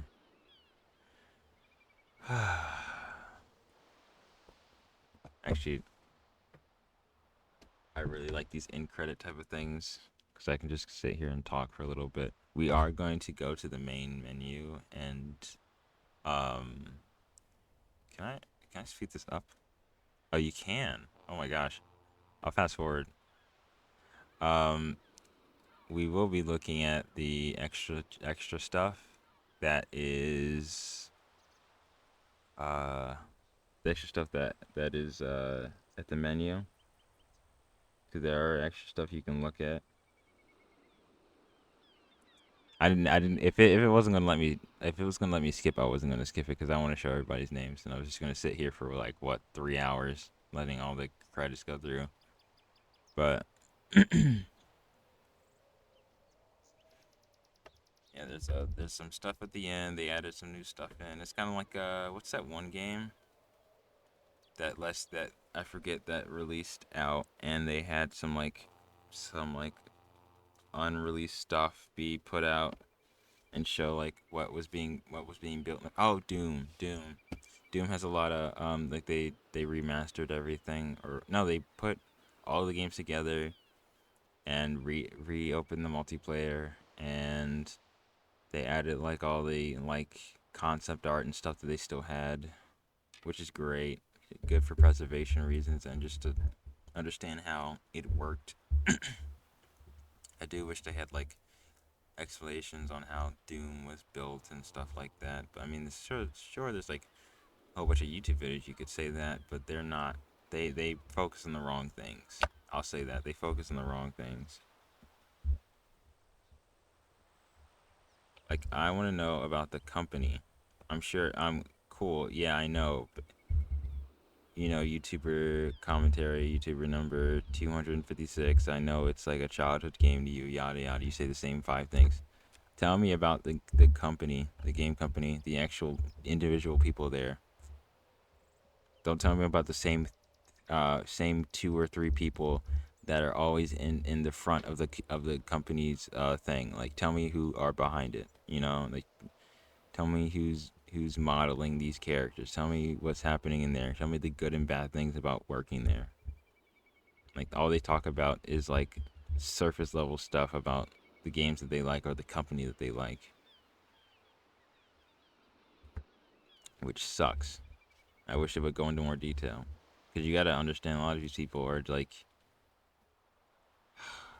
I guess it's not their job to get people to understand how game development works and stuff like that, or the interesting parts of game development.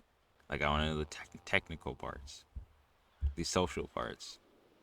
They just don't talk about it. 2011. Did Beyond Good and Evil come out in 2011? That's right at near the same time that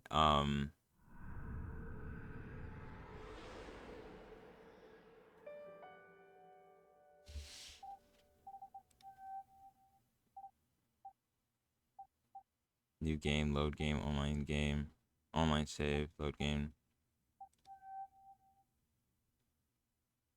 I thought you can new game plus it. Maybe if you do new game, it saves all your items that you did. But I forgot what I was talking about. Oh yeah, the YouTubers, yada yada, whatever. But here's the bonus area. Anniversary gallery. What's this about? Oh yeah, see? Conception phase. Yeah, before Good and Evil.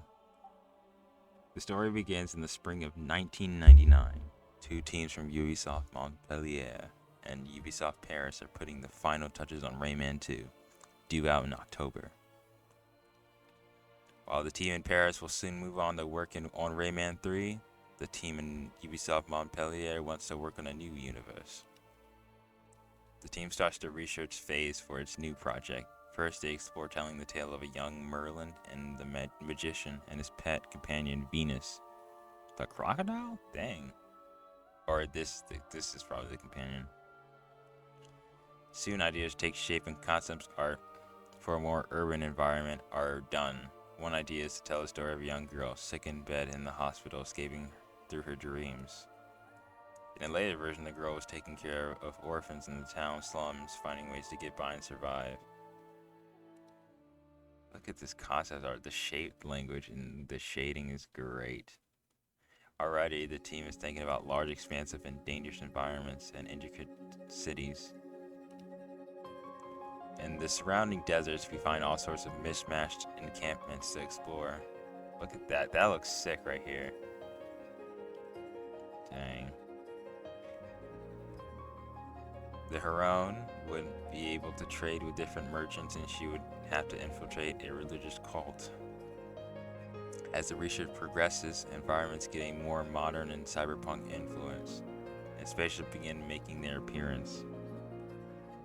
Its small apartments located in Montpellier. Montpellier's historical center, the team toils away. The heat is so intense in summer that several GPUs burn out. Look at all these ties. Okay, reaching for the moon. Soon the team starts looking up to the stars. What if they could build an adventure game, not only with only a few levels to complete, but with several planets to explore? Yeah, going too close to the sun, because I think the Xbox and the PlayStation couldn't render all that, or, do all that tech. From the get-go, the ambition was enormous, especially at that time. The idea is to give an experience of freedom and discovery on the ground, in space, and even underwater. Oh, underwater would be sick. Fully living and functional cities will exist, with their own inhabitants, shops, and traffic lines. Prototypes for realistic traffic simulations start being developed. Oh wow, they're going to do crazy stuff. As usual with the projects from the team in Montpellier, the Mediterranean influence is clearly present in the architecture and overall mood. Yeah, look at those colors.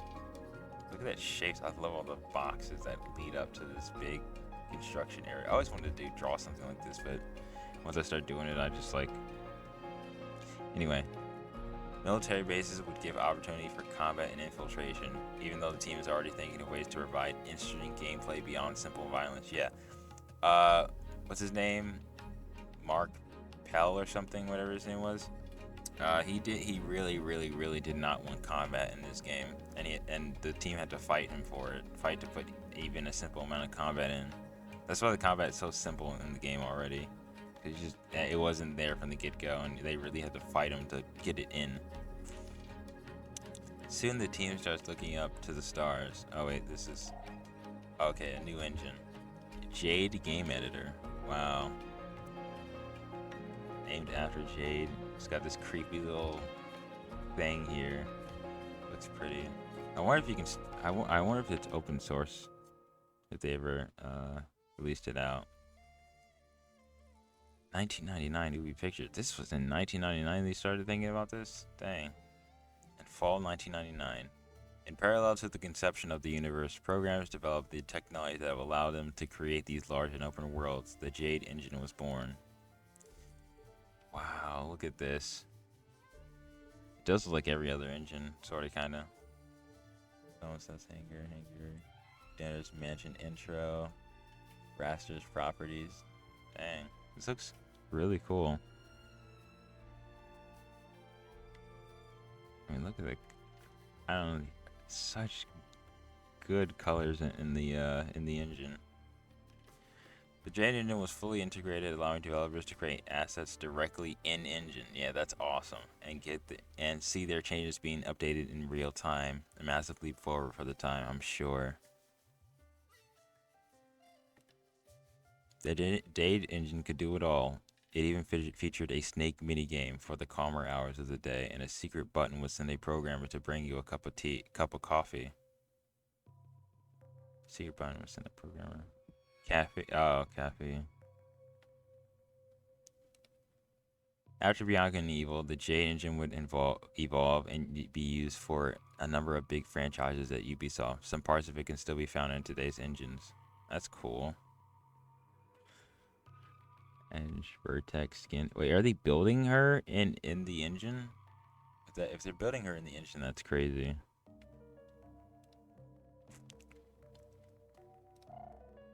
Gang of exterminators. Oh. Story-wise, the team is creating the Gang of Exterminators, a ragtag team family that specializes in removing vermin from infested places. Wow, they did all this. Like, whoever did all the color and animation for this was great. In this animated story where we already see key elements of the future experience. A spaceship enters orbit and flies across vast oceans and intriguing landscapes.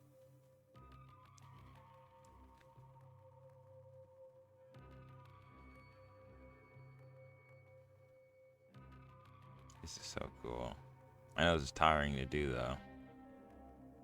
Hopefully they got paid good to do this. Back then, the heroine was called Sally, and she was accompanied by her brother Nino and her adoptive uncle Pey'j, a pig hybrid. So you can see the simple structures are already there.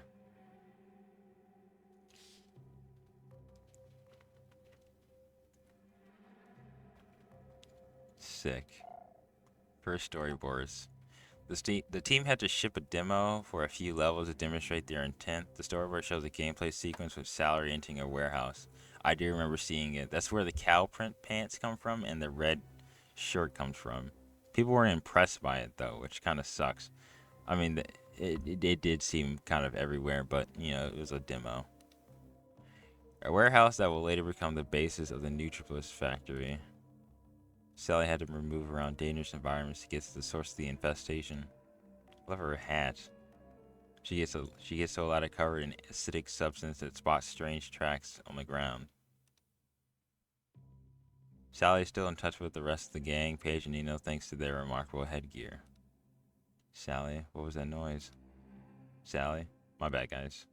The acid is eating away the metallic parts. Be careful. Here the sequence switches to gameplay and we learn to play by climbing the ladder, following the tracks, and jumping over a small gap. I do love this little camera angle.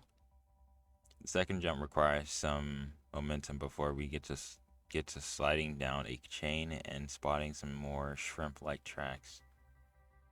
There's a chain there. You gotta jump again, sliding down. While the camera moves around, we get to meet some rats for the first time. They will remain in all versions of the game up until the final release. Yeah, these annoying, ugly rats. Short platforming section in which Sally needs to jump down from crate to crate. Oh, okay. I guess it's a cutscene. What should you do that for? Sally picks up some of the substance on the ground. These are fresh. 10 minutes max. Alright. Looking around. What in the world? The rats are evil. Sally comes upon a carcass swarming with rats. A disgusting sight. Oh. More rats. The more rats get to the carcass, one comes out of its mouth, another one through its nostril. You don't have to explain that to me. That's nasty. Jade tried to get down unnoticed, but she's spotted and panic ensues. Yeah, they're evil. Oh, they're just fleeing. Okay. The rats are fleeing through a tunnel in the back of the room. Oh, that's ugly pig thing from before. Smiley moves forward the tunnel and gets her weapon out. What is that? Can't even see it. The noise is getting louder. Rats are fleeing back towards Sally. We can hear the shrimp getting closer. As the creature gets closer, a crate falls down on a rat. Oh, that guy?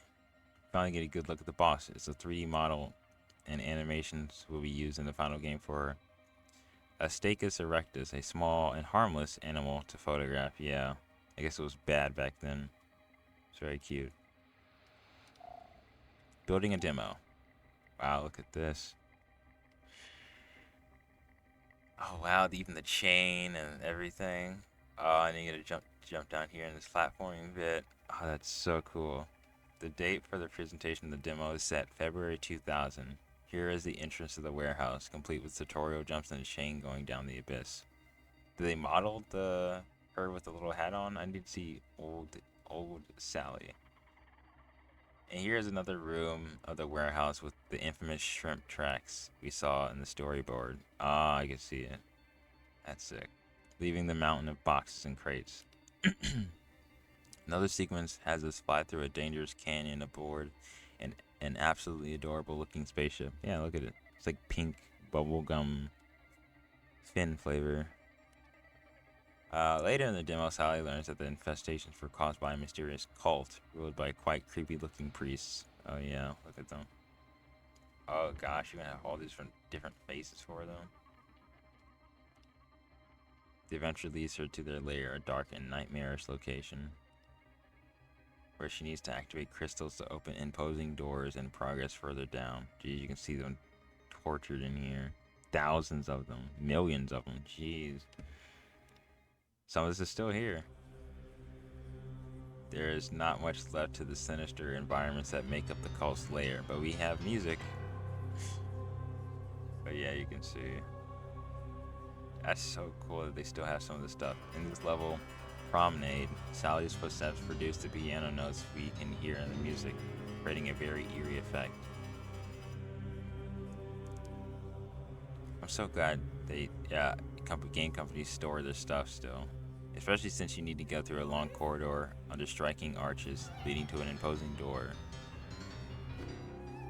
Yeah, the only reason we have this stuff is because it was stored somewhere, which is great.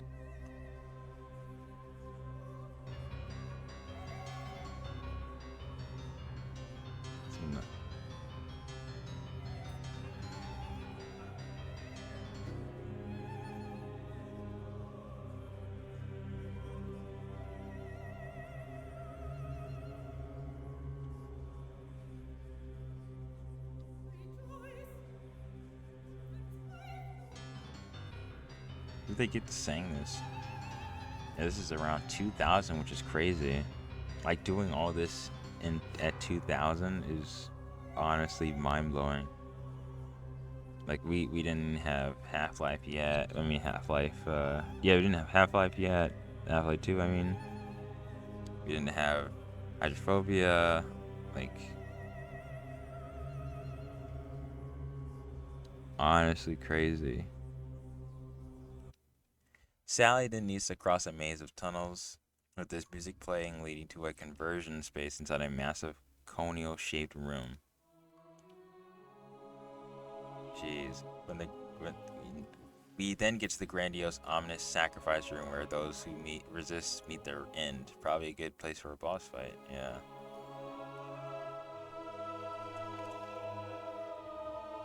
The soothing music playing here will be reused later on in the final game, but in a completely different context. Yeah, when you're saving everybody. I just love how all the, all the concept stuff is still in the game in some sort of way. I'm guessing these are lights here. That's what this is. It's like seats here too. In the rest of the files, we find gigantic doors and their organic interrupters, a hanging crystal, and some more foreboding bits of architecture. Look at all this. Finally, a demo ends in a more exotic type of place, an alien planet where we can meet some of the peaceful inhabitants we just freed from the cult. Oh, he would have been cool to talk to. But just in case this wasn't enough, the team also worked on a racetrack bordered by quaint houses, one we could probably drive through with the official Insecta truck. Huh. Okay. And now for the real thing. Ooh, look at that. Look at her. Whoever did the coloring for this, they're so cool. After a successful presentation of the demo, oh, that's good. The team gets to go ahead to refine their concept. This starts with a nearly definitive look for the extractor of the factory. This looks sick. I wish you could have saw this. Just driving to this at night with all these lights up would have been awesome. The building's striking silhouettes remain in the final game, yeah. I hope to work on something like this one day. Who knows? An evolution of the look for the factory's interior was something that looks a lot like the final elevator room. It does. Especially this part. No, it looks like that one area where you're sneaking around to get info about people being transported to the moon. And this part looks like the place where that dude gets shot and the thing comes down and it's like, Shaw, and he attacks you. The military starts appearing in concept art and sketches, providing a more realistic antagonist to Sally and the player. Just carrying something, traveling through. Here they are. That looks scary. See why they went with it. Sally's actions become better defined as well, primarily via platforming, of course. You can see her climbing, sitting, and she's got the green. Dealing with rats and soldiers infesting the factory. Oh my gosh, no wonder the rats attack you. They're still evil in the game. Look at all them rats. You can get the light barrier hiding. Rat running away. Look at these colors, they're great. I love that Jade can just be seen very well here. Like, it didn't hurt. I guess herself entirely didn't go out of style. Or playing with electricity. Design documents from those days list many different elements Sally would interact with. Wind, ice, light, sound, goo. Oh, that would have been sick to mess with, like, ice and wind. Oh, they still got some of it. But electricity seems to excite the team the most, and ideas start becoming together. Sally and the military man, her new companion, can become conductive or insulated to solve puzzles. These videos are the first test of the implementation of electrical special effects. The electric arcs are already nearly final. Jeez. I wonder who did the effects. It looks pretty good. I think it's everything. Oh boy. There's tons here. Hope you got some popcorn. Story evolves. Oh, you can see inside their office. Looks comfy. Oh my gosh, look at these big computers, man. This place looks comfy. A few months later, the team moves into a new building, the Villa, a large house in the southern style. The team needs to deliver a vertical slice. A section of the game is near final quality to validate the experience. Okay, hold on a second. Just making sure I'm recording. The story gets a major upgrade with new storyboards and synopsis seemingly every day. The team wants to deliver a more mature and emotional experience. Good. Golly, look how well drawn they are. I wish they would release these so you can just scroll through them. Companionship is at the center of both story and gameplay. At this stage, it's even planned for Sally to get 4 to 5 different sidekicks throughout her adventure. Look at Jade. This is very cute. I love the even this, I would love to see a game like this, just in this style. Like, I love this strong design in a low poly state. Like, so much character interface, and it's like simple polygons compared to, like, you know, newer super high realistic games that can barely give the character some facial expressions. But for now, the focus is on the factory level, where Sally and Pey'j need to fix the elevator before getting split up, and Sally stumbles into a dark crystal, torturing the poor soldier. Makes sense. They really wanted to talk about the DomZ and stuff, because they keep coming back to this factory bit.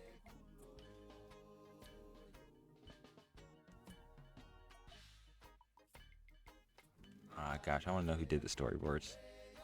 And thanks to her new DomZ glove, Sally can free the poor military man who is already called Double H. Oh wow, so his name stayed. The Iris network was called the Spoon back then. Later on, she witnesses her dear Uncle Pey'j being carried away by the military forces. She's powerless to do anything about it. Unfortunate. But we can see even like the descriptors and items here. Oh, it's just got black eye. Sally goes to Pey'j's gear while she gets packed up. Finally, Sally knows a Nas priest, an old name for the DomZ, manipulating a soldier who even throws a dark crystal at her and starts the boss fight. So this boss fight was still here. Look at it. Luckily, Double H comes to the rescue. We can see through this entire section now how close the scenario for the factory is to being final already, even at the early stage. Base lunar base. Man. The game design too. Oh, okay. The boss at the end of the factory is called Boxman, and already has its nearly final design too. Numerous other design documents from the time show us the other elements are already nearly final too. The rats, the electropods, the libistics, or the Cyclops robot. Stupid. What is their obsession with those rats? Other documents show enemies that will greatly evolve or even see again, such as the leeches and the devourers. I remember the leeches. Later on, Macrophylla omnivora and the crawling cockroaches. Crawling cockroaches? Where? Oh, these guys? I don't remember these guys. I don't remember seeing this either. Similarly, in interactive gameplay elements like the hollow pillars and the electromagnetic or the lightning beams will not survive this phase of research and development. It is also when the iconic camera starts appearing. The team always had in mind to offer a less violent type of gameplay loop and progression than just combat. Back then, you earned money by selling incriminating shots to magazines. By framing the right elements, you create combos, and your revenues would skyrocket. Hey, that would have been awesome. That would have been like something cool compared to like what is it? What's that zombie game? Dead Rising, I think it's called. We're in the mall. Jeez, that would actually be sick. You could even sell the photos of rare creatures to the collector, the weirdly named Yaventuze, a bent house name being a plunger in French. Interesting. Focus on the factory, of course. Well, they are doing a vertical slice on this. Oh, look at her outfit. I wonder if you can get this in the game. A few months later, the team has made great progress on what is now called the Nutribliss factory. Man, look at this art style. I like this art style right here. This is very like crude and scary looking. Especially this, like the DomZ look more scary here, like this compared to the game. We get to the factory with a prototype of the hovercraft, and we are greeted by a message in a very early user interface room from Robert Dispoon, literally Robert from Spoon. Showing off the design. This is Sally's icon. Was this the map? Life. Shield. Oh, there's a shield and materia. I wonder what materia was for. Retro page, double H. Do the map here. You see his life. I do like this life bar. It looks pretty. Rats are everywhere, but especially on piles of neutrals. An ancestor of K-Pups. Jade can find crates of materia and then a magic energy she could use in combat to launch spells. So I guess they kept around Jade having, you know, powers. You see, enter manual. I wish it was in English, but that's fine. Because all this stuff it was originally a French game, so I can understand what all this is. You can see them all of the box of K-Pups. I mean, not just K-Pups. There's a K-Pup box. There's that elevator. There's Uncle Pey'j. I like Uncle Pey'j's little dot eyes. Next. To fix the elevator, Jade and Pey'j have to find a fuse in the generator room. They have to take down XB-24 robot first, though. So there's only one that you have to fight. Gosh, I do like this art style. It's like, it's so chunky and so good. I don't know how to explain it. The puzzle with the giant fuses is already there, as well as the rats. A lot of rats and the crow carcass. A cow carcass relics. A relic from the first version of the warehouse. Oh my gosh, fighting all these annoying rats. Oh, armor's here. Jade and Pey'j get separated by the freight elevator, which leaves Jade fending off a Cyclops before stumbling upon a dark crystal with a soldier in a pretty bad shape. You can see him right there. Got lightning, got lasers, just running down. Gonna fight this thing. You can see all this stuff right here, which is so cool. Thanks to her new military glove, Jade can break down the crystal and free Double H. He doesn't have a face yet. He will keep his helmet on for now. See the glove here. See that right there. Next. Then it's time for poor Uncle Pey'j's kidnapping. Oh no. Does he get beat up in multiple angles here too? Oh yeah, she's still doing the running part. Oh man. A lot of this stuff is still here. Jade then needs to cross the factory trying to avoid the Alpha Section guards. Who were invincible back then. That's crazy. Why are they showing the life of him? Wonder if like you get because you get to fight him. Okay. And finally, we get to see the very early military man being hypnotized by the Nas priest before we get to the face of the big boss. Take a picture of Pey'j in there. That dude. Dang. Focus on the slaughterhouse. At the beginning of 2001, we started to see concept art for a new major environment, the sewers and the slaughterhouse. From the very first drawings, we immediately get the feeling of a hostile place, packed with giant saw blades and animal carcasses and dark red walls. In the first iterations, giant worms would chase you and your hovercraft down to the maze of the traps you would cross over bones. I mean, you can still see those guys, but they're harmless now. That would have been scary. But it's already been planned for you to need to escape from the race course to be able to get there. The competition was much less colorful back then. Yeah, it's just random, same vehicles. The sewer requires you to perform a few jumps to get from room to room, something that will be removed in subsequent versions, because I'm sure it was harder to do. Or, you know, stuff changes. And the giant portal puzzle was already quite the head scratcher, even back in the day. Giant portal? In the gate? You can see the wind right there. Now, though, it's time to get into the belly of the beast. Fitting off the numerous XB-24 and Cyclops will not be an easy task. Oh my gosh. Look at these screenshots. They look good. Oh shoot, she got shot. But it's worth to capture the horrors of the human trafficking happening here. You can see. Oh, I would love if it was like this. Look at that. I want to take all the concepts from this and just make a new game out of this style. Oh, you see the people being put in.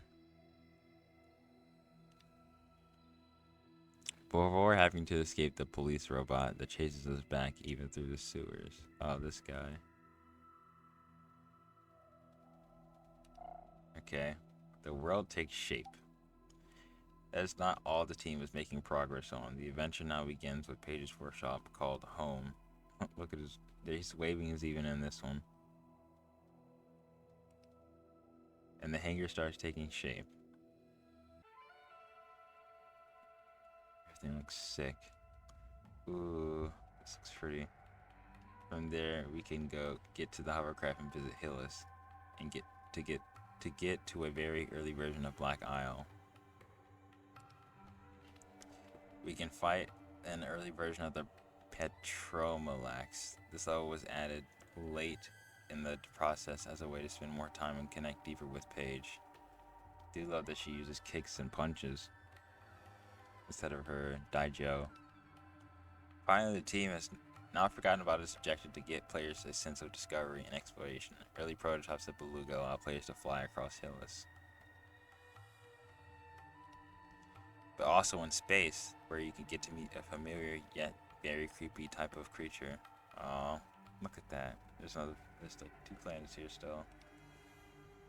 That's not all the team making progress. Okay, this is the Love Boat. Having moved from a small apartment to a nearby villa the year before, the Ubisoft goes to nearly avoiding a disaster. Oh, it's gonna be like that space game that got flooded. The place got flooded. October 2001, torrential rains poured down on Montpellier, completely flooded the studio's ground floor. Oh no. Luckily, all the equipment is evacuated upstairs and no lasting damage was done. That's fantastic. Oh my gosh, that was so bad. God, they still got a video. They're just playing around in the water.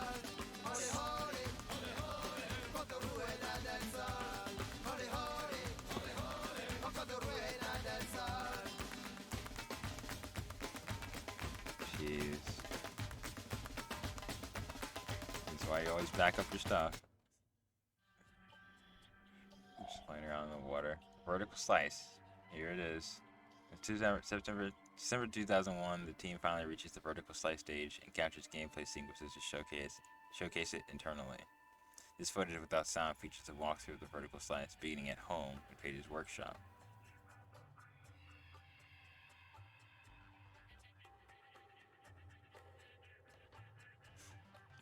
We can see cutscenes in which Pey'j links Jade's camera to an early version of her sack. This will end up being cut later as the introduction of the game will be reworked.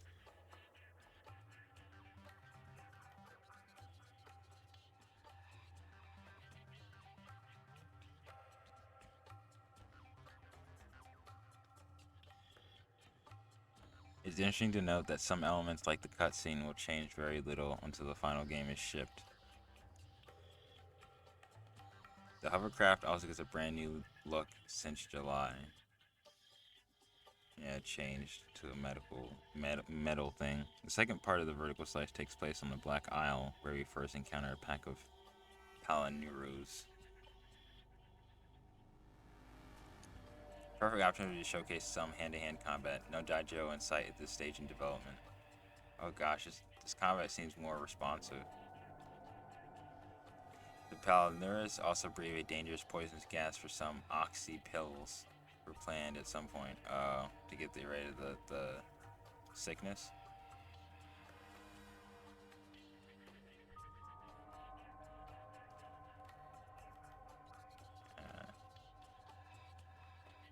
Graphically, the team has made a lot of progress in the Black Isle environment, especially since the production was quite late in production.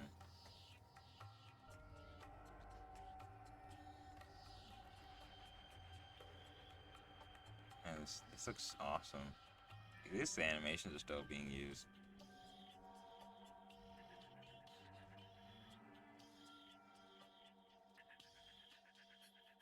It looks so like darker and dreary here, not as colorful.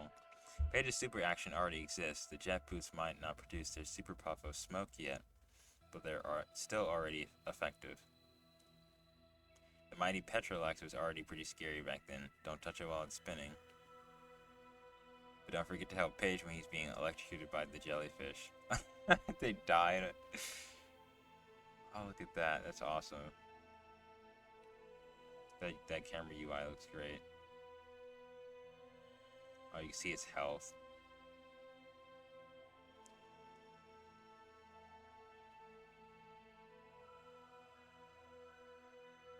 Now we get to the factory where the darn elevator appears to be fixed for once.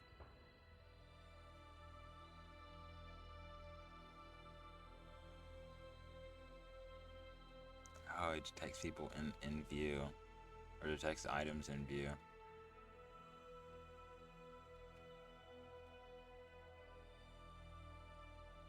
Oh. Oh my gosh, the slow-mo of him getting beat up is still in the game. It was in the beginning parts? That's crazy.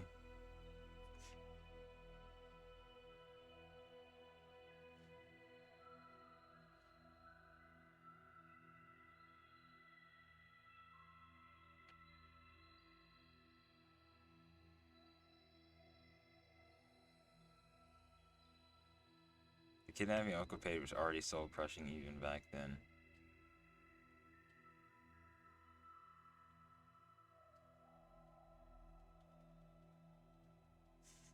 Nice sneaking animation. I actually kind of like it. It feels weighty.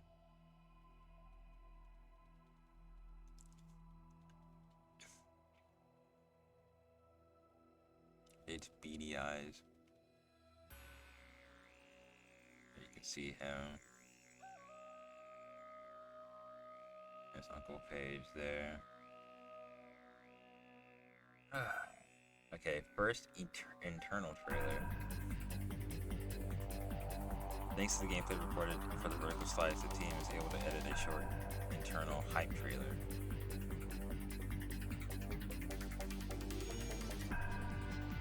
Originally set to a 1999 electronic music classic, we unfortunately could not feature the original music here for licensing reasons. That's understandable. But we still admire the progress that was made on all different levels and gameplay mechanics. You can actually find this trailer on YouTube, I think.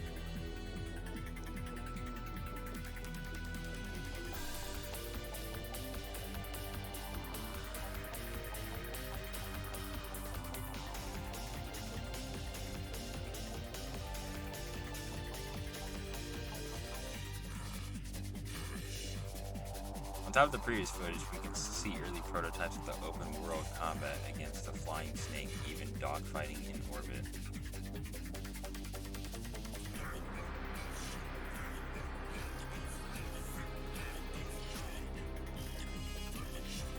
In any case, the game is nearly ready to be publicly announced.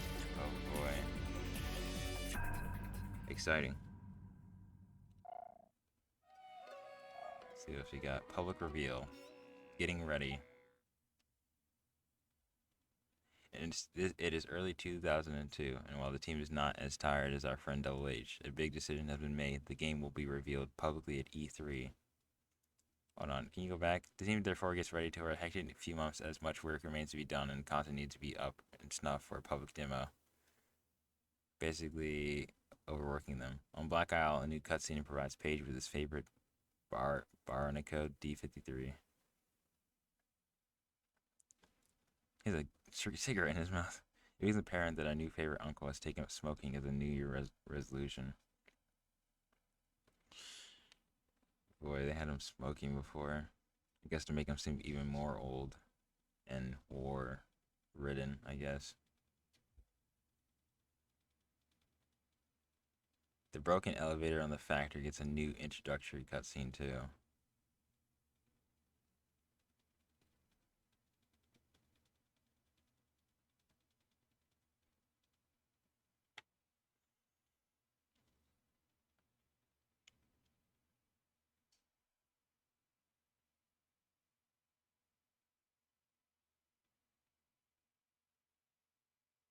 But Jade still does have all her facial expressions yet. It's not. She does not have all her facial expressions. Sorry, I wasn't paying attention. I was too busy watching the video. You see a dark crystal in a video for the first time ever.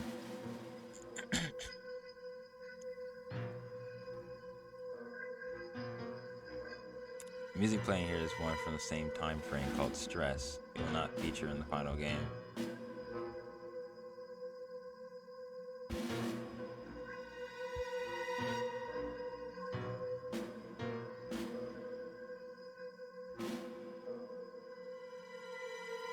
She has more life to her face now.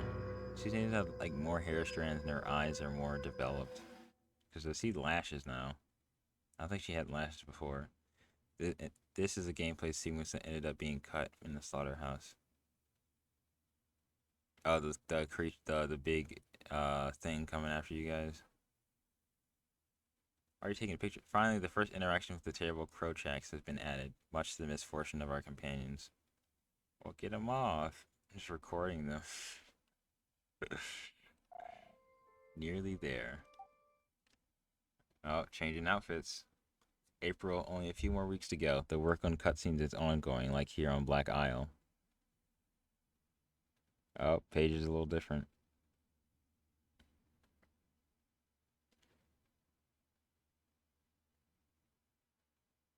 And this is where she got her red, like, thing in cow prints. Here they come. Those annoying bug things.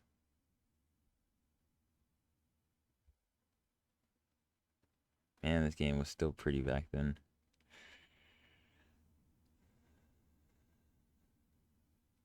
Look at her wacky hair.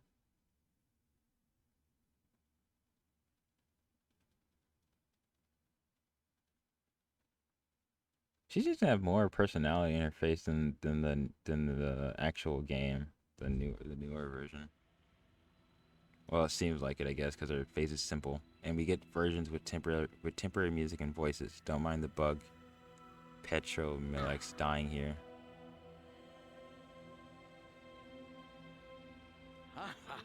Pas mal pour une jeunette et un vieux bout de On a lard. réussi, Pey'j. Waouh, quelle équipe. Il sait quand même bien payer notre pomme, ce monsieur de Casteltruc.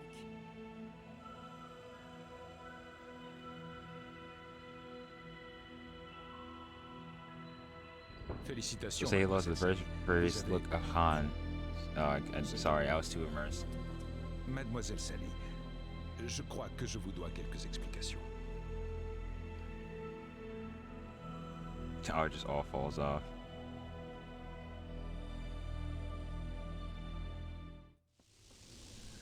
Ça ira pas plus loin par là. Un faucheur. Ils ont lâché un faucheur. The factory's walkthrough evolves as well, now featuring the feared Reaper. Il doit se balader dans les conduits. Sally, ça devient trop dangereux. Pense encore s'ils ont besoin de nous. Laissez tomber. C'est de leurs parents qu'ils ont besoin, Pey'j. Et on a peut-être une chance de les trouver. Un faucheur.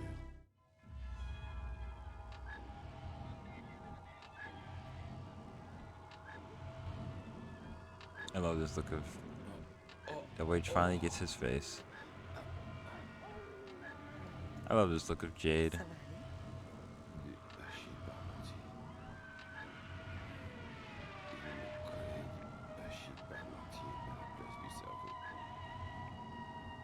Vous êtes notre contact. C'est vous, DomZ. Le Spoon. Ça vous dit quelque chose? Écoutez, mademoiselle Le Spoon. Sally. Je m'appelle Sally. Et Je ne sais pas du tout comment on va pouvoir sortir d'ici. De ce côté-là, je pense pouvoir vous être utile. I like Jade's voice actor for this. Alors c'est bien vous, WH? WH, triple Z. C'est vous qui voyez, je peux pas vous dire. Moi, je vois plus qu'une seule chose. 10 minutes de plus et j'y passais pour de bon. Je vous dois la vie. Désormais, vous pouvez compter sur moi, mademoiselle Le Spoon. Sally. Je m'appelle Sally. À votre service, mademoiselle Sally Le Spoon.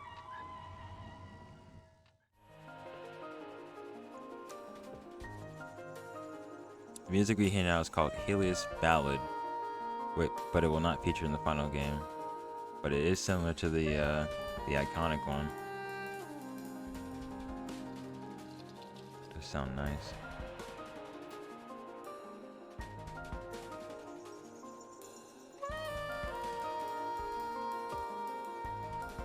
Oh, I want this to be released. It sounds good.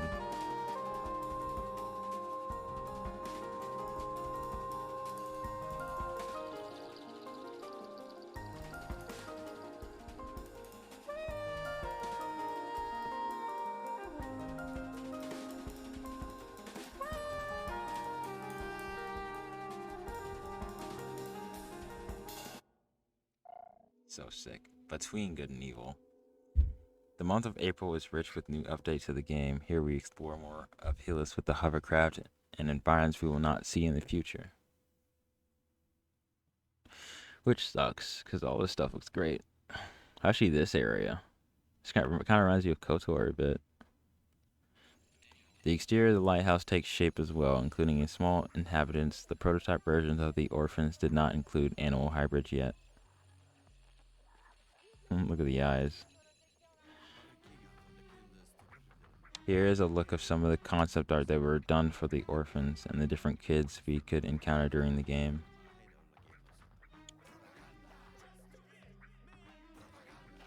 They look pretty great. But it's all dudes. The lighthouse also gets its first interior as well. We can see that Rayman's training was all the rage on the TV back then. Still no animals, kind of just humans. We see here the first version of Ming Zhu's shop with our favorite walrus hybrid already behind the counter. Where? Oh, okay, you can see him right there. While the epic chase sequence leading us to the slaughterhouse takes shape, yeah, it seems to have a lot more detail and stronger art style here.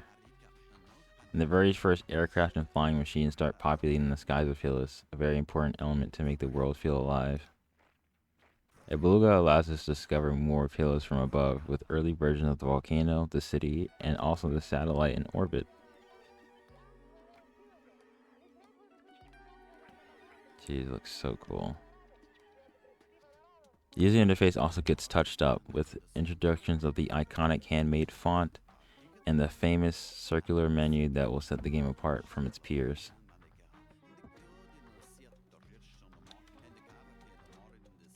Finally, we have screenshots of the mysterious room and art gallery. The giant statue that Jade climbs is one of its pieces, and the collector Yvonne Tooze seems to be managing the place.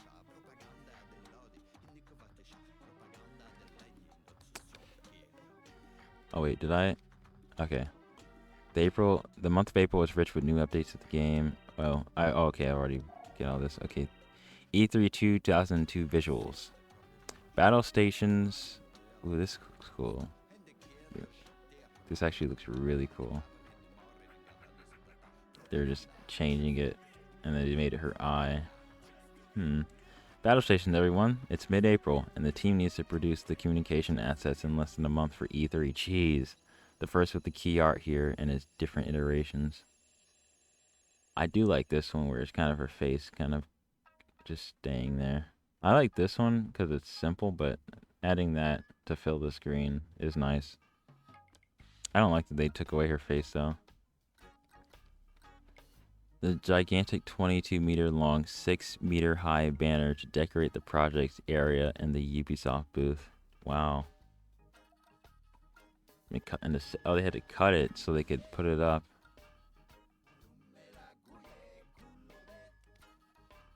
Here's this iconic picture of Jade because I see this everywhere. Early May, several different tests are done to render of Jade to complete the press game kit. Slick Eyes, the discovery begins. The third, Naked Eye, Star Connection. Guess it didn't have a name for the game yet. For projects gets first temporary name and logo. Back then, BG&E stood for Between Good and Evil, not the Beyond we have today. I think they couldn't do Between Good and Evil because someone took it for their book. Finally, a section of the beautiful screenshots allow us to appreciate how far the game has come until then, and there's still a lot more to come. Yeah, look at this.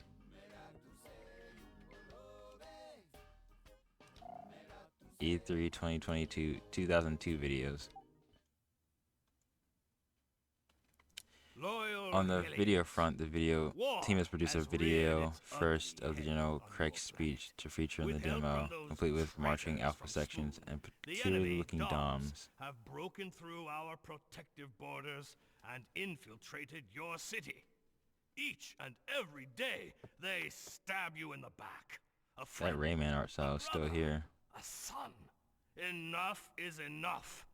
Unite our forces. This really trashy blue screen that they're using. And together we will overcome. Join the Alpha sections and you will know the taste of victory. Go to our proud soldiers of the Hillyan army. They will guide you to us. They will guide you to glory. This seems like a very scary military. They don't seem like good guys at all. Especially with black and red. The team also worked on a reveal trailer. Here is a work in progress short in a work in progress short format.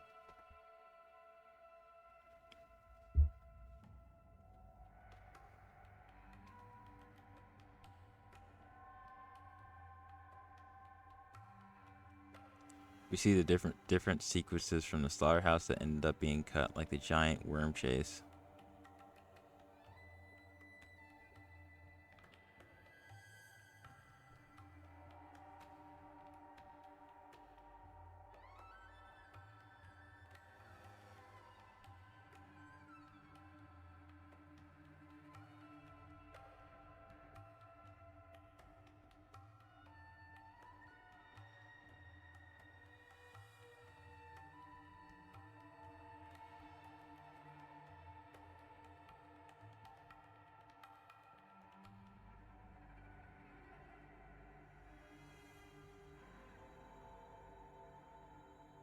Do love the first person camera to make it look more action packed.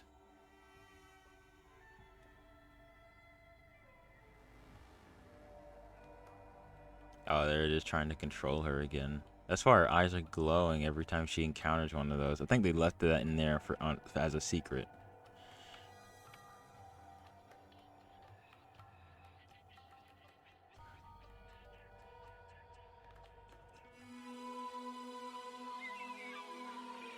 Here's the final version of the trailer, which can download. You can still download for the internet today.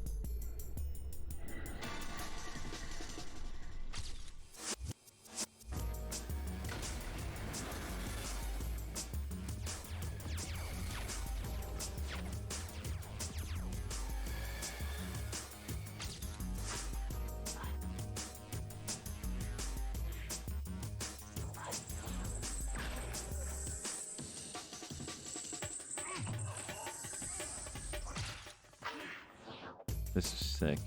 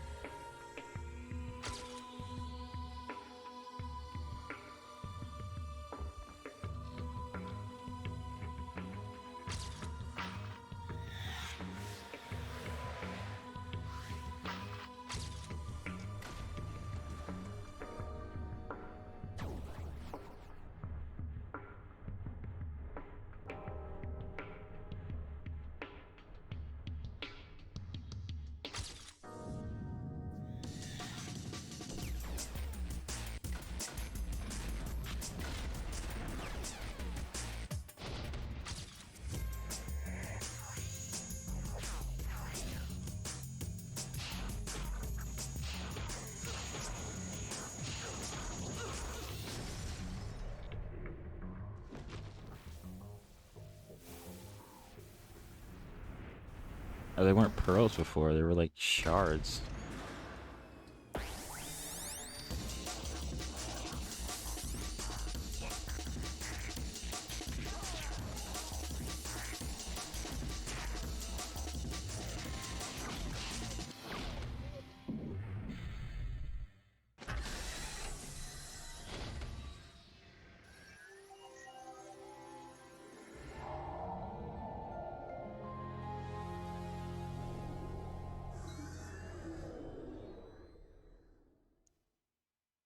And they went with Project B and BG&E.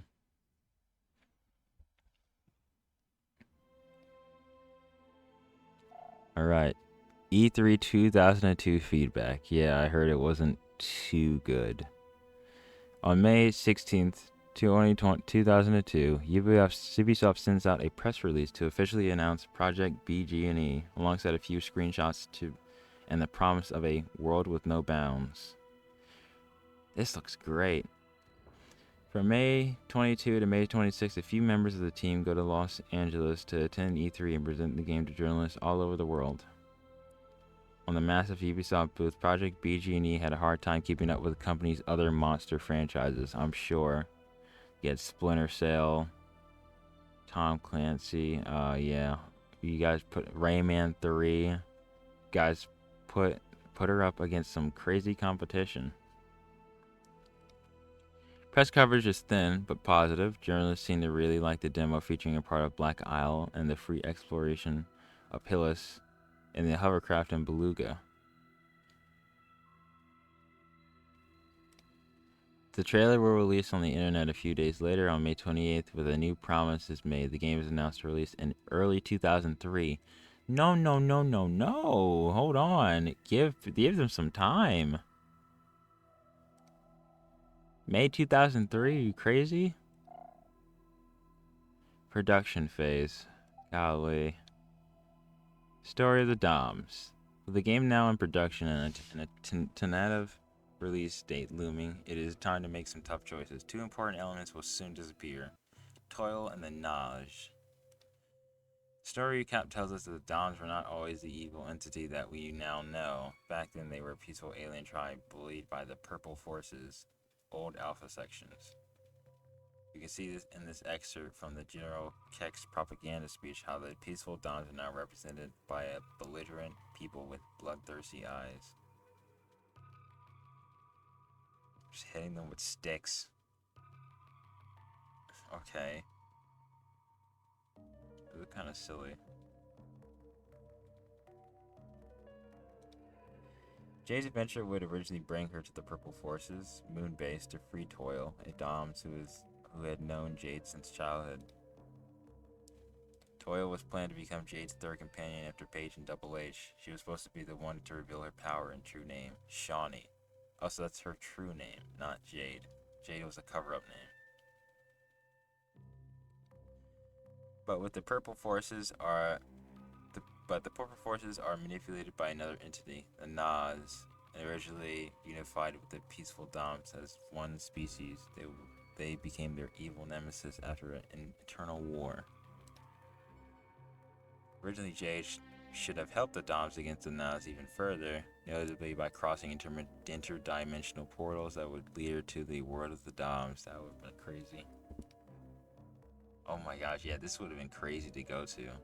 The DomZ world concept art showcases organic alien environments from dense exotic jungles to enchanting mineral caves, all populated by the peaceful tribe of the DomZ, who would teach Jade their powers and wisdom. Design document. Well, oh, I'm sorry, I'm skipping these a little too fast. I'm getting tired, but I really want to see all this. Gosh, whoever did the art, they're so cool. I want to know who did it. Design documents describe different kinds of experiments the player might encounter while on the DomZ planet, like dealing with dangerous insects and plants. Shooting plants, jeez.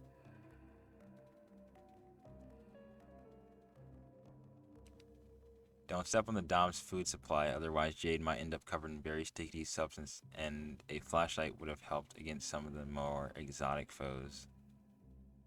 I guess to blind them.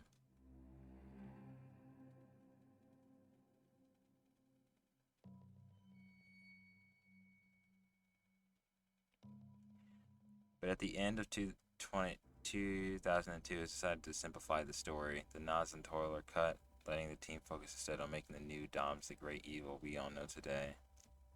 Yeah, they're definitely running out of time. It's December already. Refocusing. The story recap we saw previously also offers a unique perspective on the state of the story at this stage of development. For example, we discover Cramble, Jade's associate and very active human who drives around on a scooter. He is obviously the precursor to our good old hologram Secundo. We also noticed that Pey'j was a hybrid clone back then, a notion that will very much be developed in the future prequel. And a walkthrough document from what time tells us that Jade was originally to get her camera from the Waff's mouth, and that the Mamago garage was originally located in the city. We also discovered that before getting to the moon, Jade was going to have to take down a satellite in orbit over Hillys, and that the final boss was a massive DomZ ship. While not much remains from the original satellite in the game, a lot of the research was done in order to define its look. These are really cool. This is the type of stuff I kind of want to be doing when I'm going into game dev. Though some architectural elements will remain in the game's final sequences, yeah, like the teleporter and some of these platforms.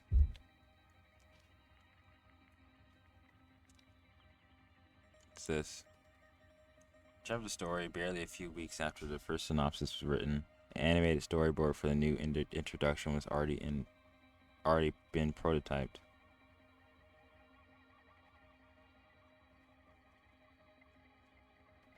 Oh, this is all art.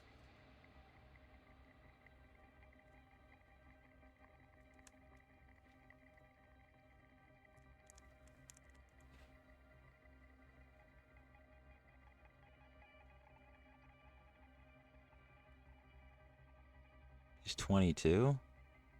First time I've ever seen her age being shown.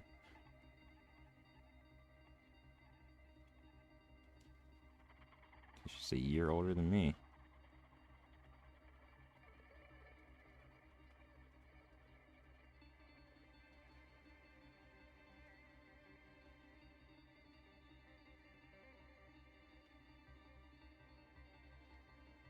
But the weird eggs falling from the sky are still far from the DomZ meteorite we will end up seeing.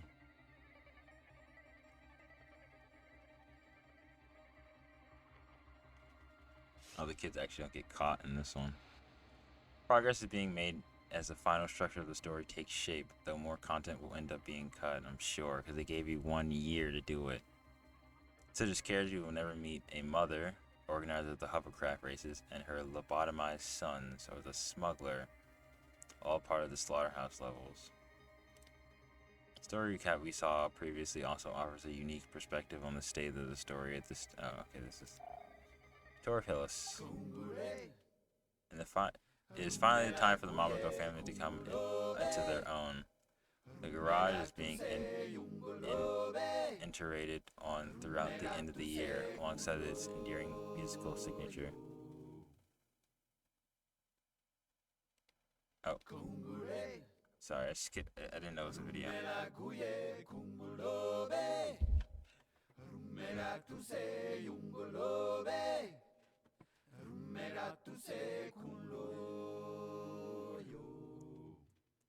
Oh my gosh, red circle, arrow.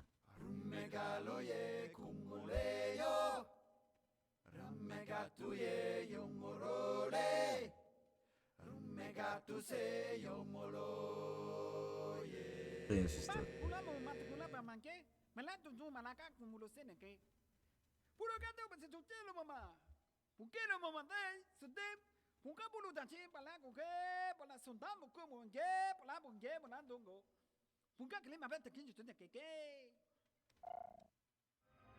I didn't mean to click out of that. Sorry. The city and its canals also take shape little by little, starting with a new concept art for the canals. Yeah, look at it. Grimy, but also bright, pretty, but also barren. You can definitely tell this place is not always good. Again, the Mediterranean influence remained a strong artistic principle for the city. More detailed research and concept art are done for the city center and its various shops and booths. Man, they got a nice clean picture of all this. Type of stuff I need to be doing right now.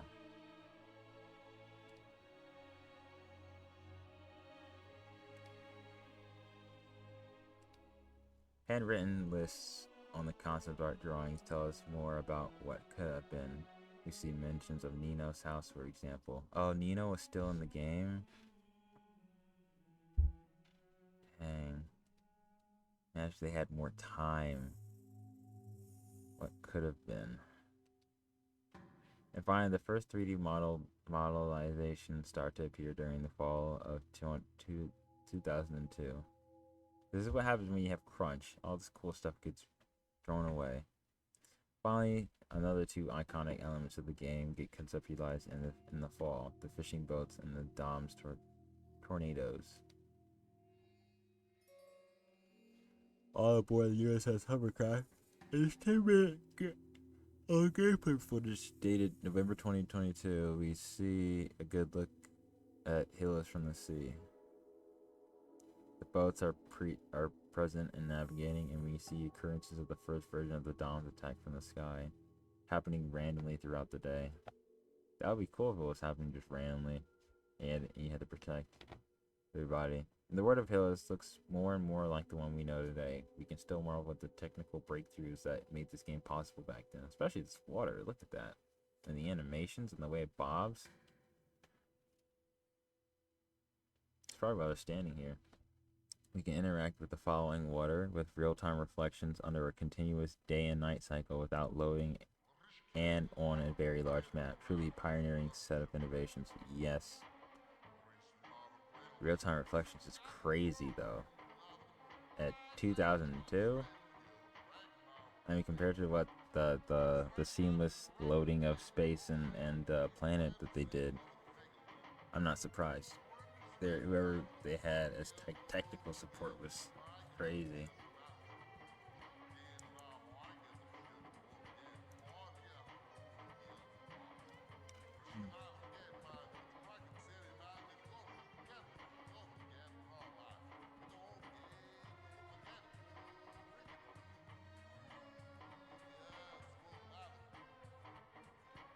I never heard this song before.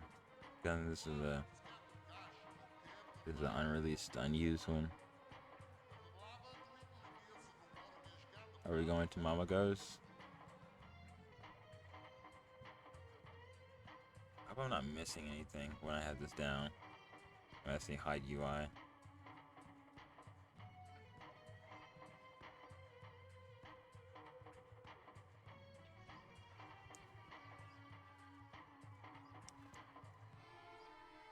I'm just floating around, showing off the water.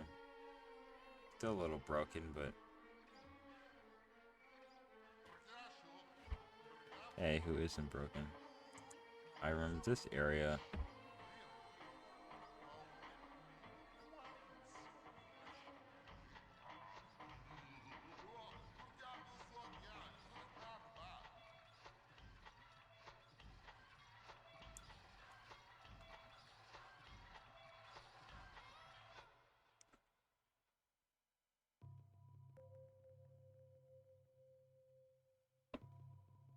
Pretty much just showcasing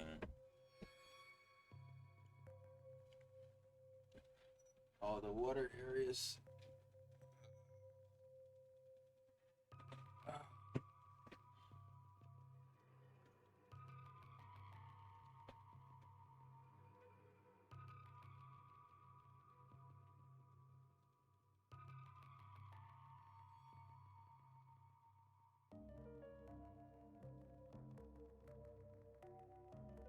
Here comes a random DomZ attack.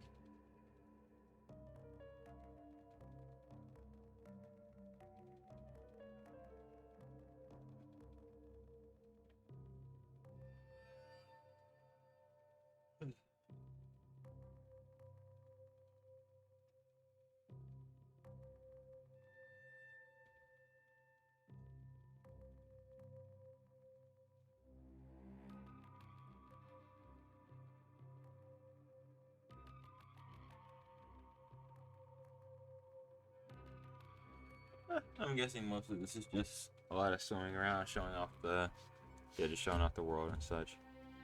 Nothing too crazy. Additional content.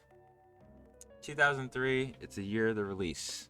Even though the project has progressed very well, there's still much to be done, and the release date is postponed until the end of the year. Yeah, should have gave them more time. First up, time to polish what already works. Designers go through the entire game to fine-tune action sequences using 5 attributes: stress, sync, precision, memory, and cleverness. Aside from that, internal feedback asks for additional content in order to reach 15 hours of gameplay. Oh wow. For this, the team will be helped by Ubisoft Casablanca on 2 types of maps. First, the crazy old man maps. Before they became the Looter's Cavern, the idea was to chase a crazy lunatic through his lair to get our hands on his stash. Then the stealth maps requiring platforming and infiltration skills from the players. These maps will, for the most of them, ultimately become the alpha section areas. You can start to see Jade using her Daijo, her green top, which will turn into a jacket. Finally, the metal snake battles need to have the design updated. We can even see an additional fight was planned right in the city canals. That would have been awful. I'm glad that's not there. Okay, Beyond Good and Evil. Concurrently, an important decision has been made. Jade will not fight with her fists, but with her Daijo. These first screenshots show her wielding a temporary model of the staff, and she's a different shirt this time. At the same time, we see the Akuta bar take shape through still without its lights. It went through different names before this one: Paradise Lounge, Bar Azil. French play on words for fishnet stockings. Looks pretty sick. In March, we can still spot unused items in the inventory. Wait, if I hide UI, so yeah, hiding UI does hide the text. That sucks. I hope I didn't miss anything. In March, we can still spot unused items in the inventory. Banax, mirror, and even the famous Carls and Peters that Double H refers to all the time. Oh, that'd been cool if we could have it. There's an air stabilizer. It's a mirror. A Bananax. Subscription arena or race license. Capsule. Protection of toxic gases. Wow. The pearls of Aramis finally appear. Who's Aramis? Added to replace the DomZ crystals that will also help clarify progression for the players. In April, the introduction makes a lot of progress and Nakuto Guard gets its lights and Secundo gets its final look. Oh, you can see Jay's fans. There you go. They're like, alright, we gave her these cool pants, might as well give her a jacket too. Love this. And there it is. There's her shoes and her sack. Which isn't the case for poor Han. His final look is still a few months away. No, he still looks the same. Finally, we can see that the team was just testing an alpha section distraction mechanic. Jade utterly psst, that will eventually get removed.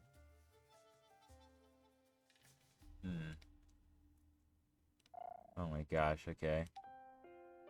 But an important date is coming up. E3 is just around the corner. The team starts preparing the assets here in early April with retouch for the 3D renders. These are beautiful.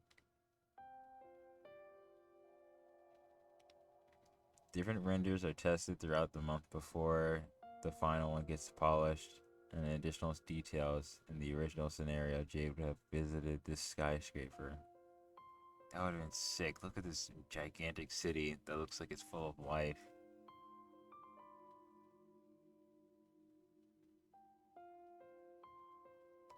This render looks sick.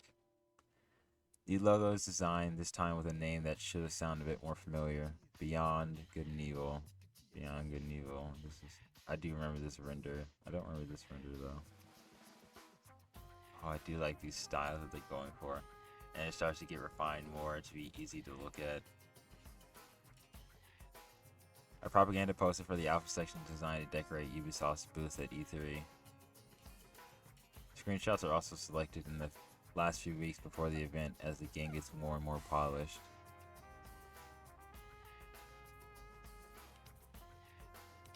Alright, what's the video?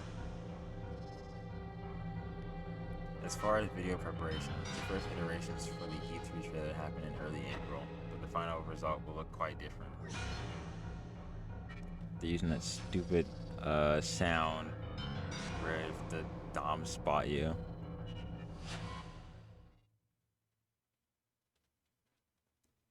Oh my gosh, he does look different on the world.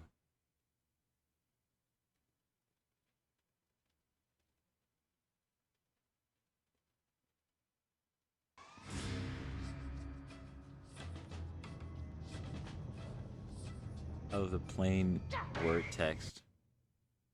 Oh, it cut out. To expose the truth. Well, maybe we're gonna have different outfits we could choose. Because we keep seeing them in different outfits. I see why he came down so fast, because if they got her, it would have been over.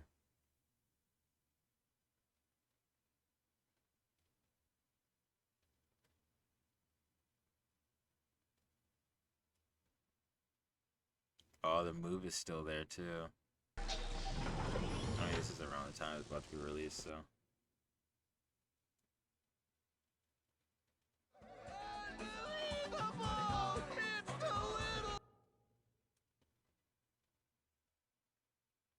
Oh, I had to cut out some of this because it had copyrighted music, that's right. We can spot some early prototypes of the epic chase sequence in the rooftops of the city.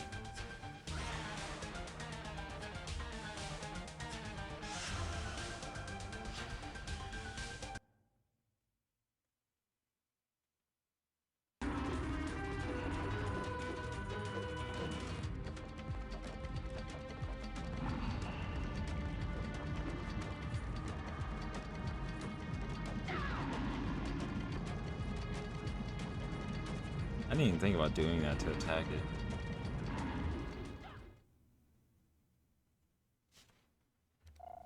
Alright. E3 2003 feedback. Okay, let's see. While some journalists have been invited to Paris in mid-April to experience a demo on a boat, it's on May 2nd that Ubisoft reveals Beyond Good and Evil and invites everyone to learn more at E3. Its team goes back to Los Angeles this time from May 12th to May 16th as the first demos that happened a few days before the grand event.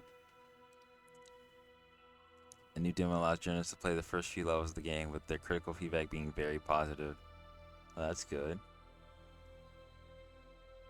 Loving them using I see why they would, have all these renders ready for people to use for their stuff. While servers have been okay. How was it? Launch. Oh boy. The home stretch. Oh my gosh, they got a whole. So this is typically how they do it. 6 months to go until release. The clock is ticking. Polish and debug are the priority at this stage, as well as the translation, casting, and recording of the localized voices. Yeah, that's right. It's also time for the audio mix of the game to ensure the experience remains coherent throughout the entire playthrough. The menus and UI get their final look, a running joke between the artists and the programmers who had implemented the changes.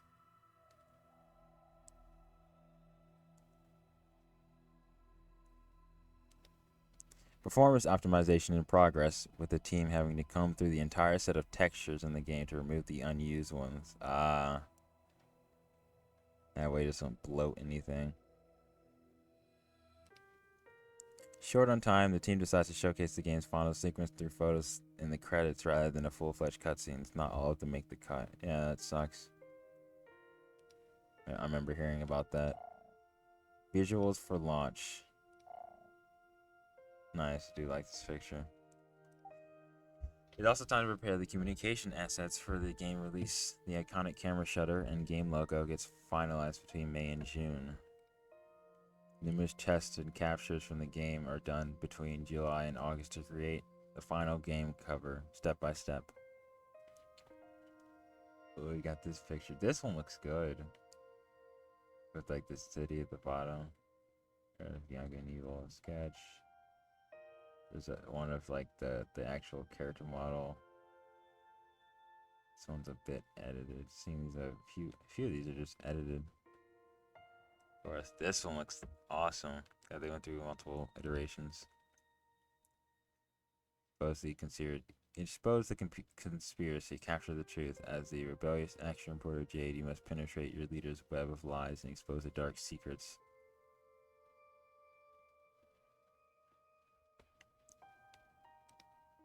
The American version of the cover will go through a few iterations as well. They had to edit her face a bit. Did they try to make her look more American? Like more like white? Just whitewashed here. I don't know. Magazine covers, kimonos, posters, wallpapers, dozens of assets are created over the course of a few weeks, all from in-game elements and a few Photoshop edits. I've never seen this one. I'm being so serious. I've seen this one, I've seen this one, I've seen this one, I've seen this one. I've not seen this one. I don't think I've ever seen this picture either. All these assets will be shared with different partners, retailers, journalists, and of course the community of fans. I've never seen this. I've never seen this. Some of these I've just never seen. I've seen this one. Never seen this one. Why is she blue? It's Jade. Here we can see how pages made for printed advertising are created from mismatched game captures stuck together. I mean, that's usually how it goes. Just like that.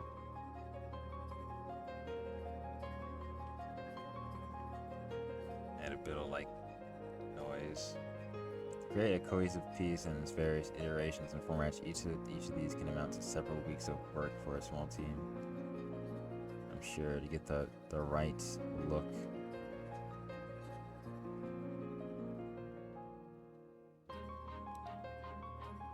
Different territories use and create different assets too. And here again we can see printed advertising created specifically for the USA. What motto are they using here that makes Jade look creepy?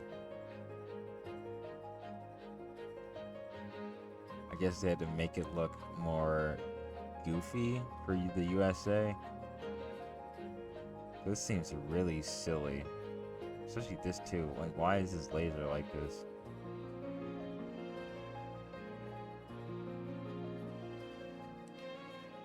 At the same time, thousands of game captures are made to select future screenshots that will be shared around the launch period.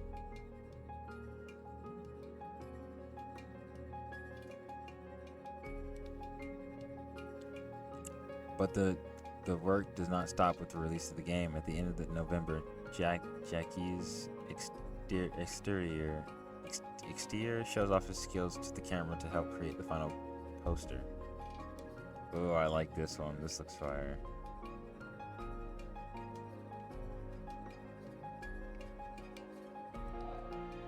Press Kit Part 1. For the release of the game, the team worked on a number of exclusive assets to create the official press kit that would be shared with partners and press outlets. Here it is. I want this just for myself.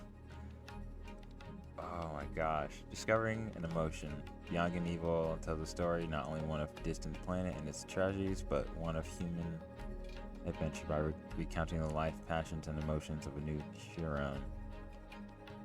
Presenting a video game like Beyond Good and Evil is not easy. Michael Ansel, the creator of the Rayman saga, defines it as the promise of a discovery, and this single sentence sums it all up. Michael Ansel is obviously referring to the continuous search for the truth which permeates the entire story of Beyond Good and Evil, to this desire to discover what lies beyond good and evil. The promise also takes shape in the way he designs video games.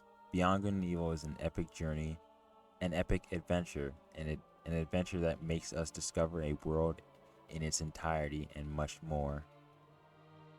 You see her hugging a character here. Oh, it's 51. Holy. Beyond Good and Evil offers. Oh wait.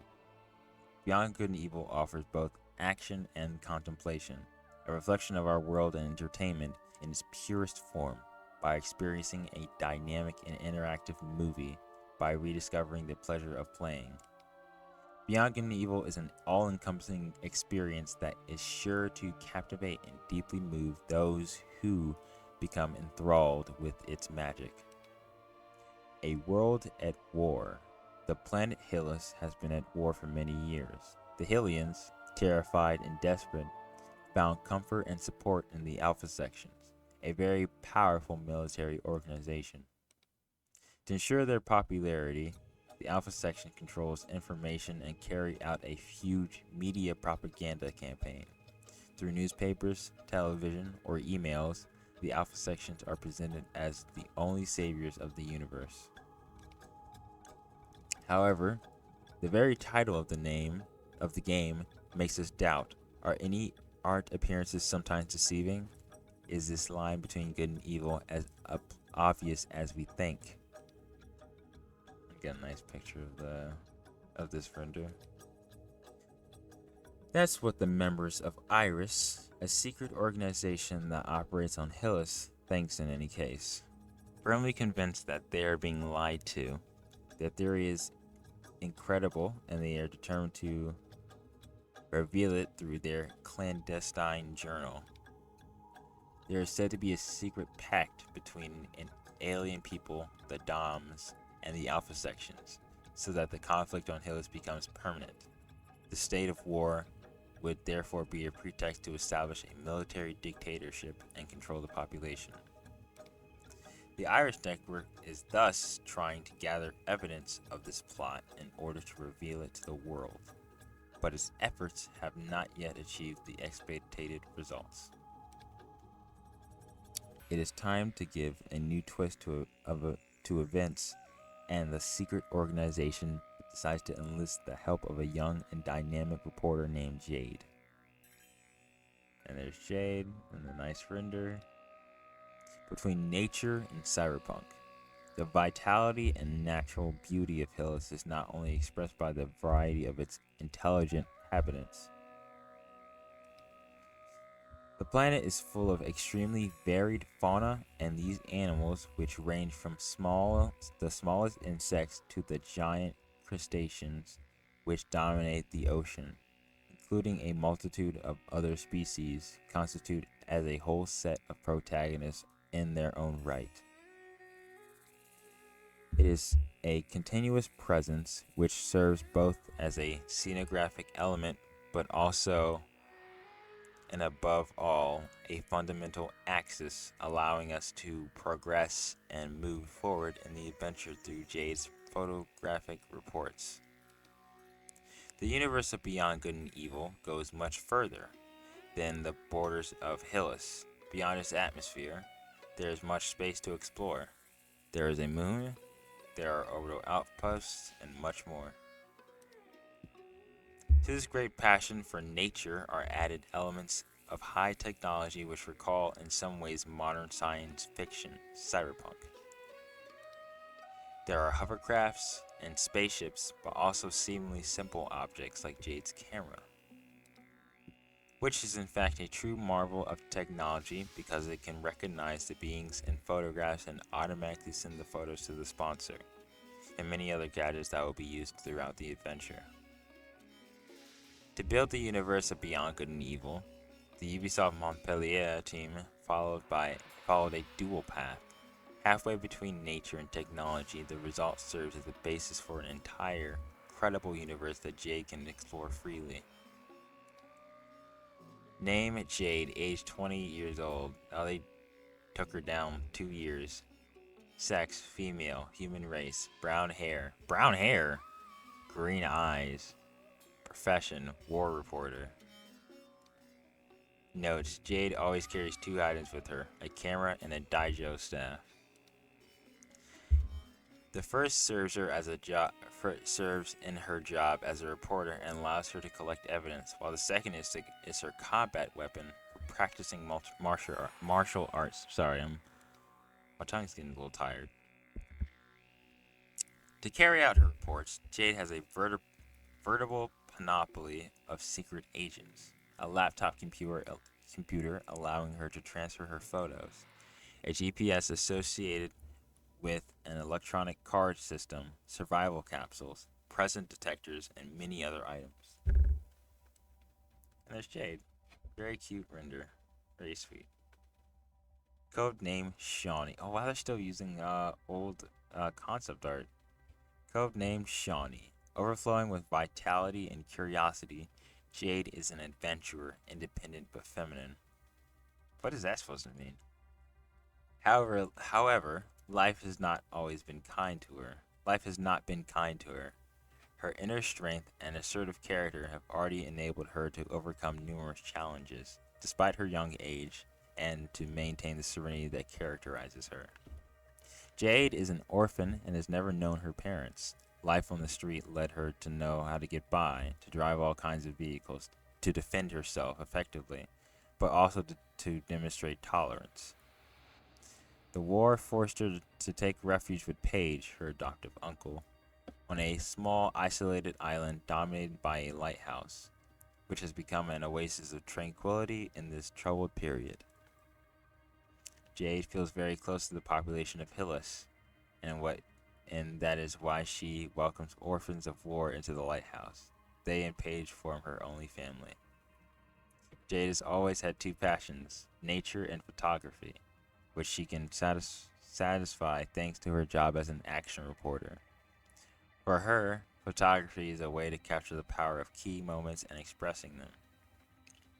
It is precisely thanks to the passion that her life will take a decisive turn at the very beginning of the game, where she decides to embrace the cause of the Iris against propaganda and set out in search of the truth.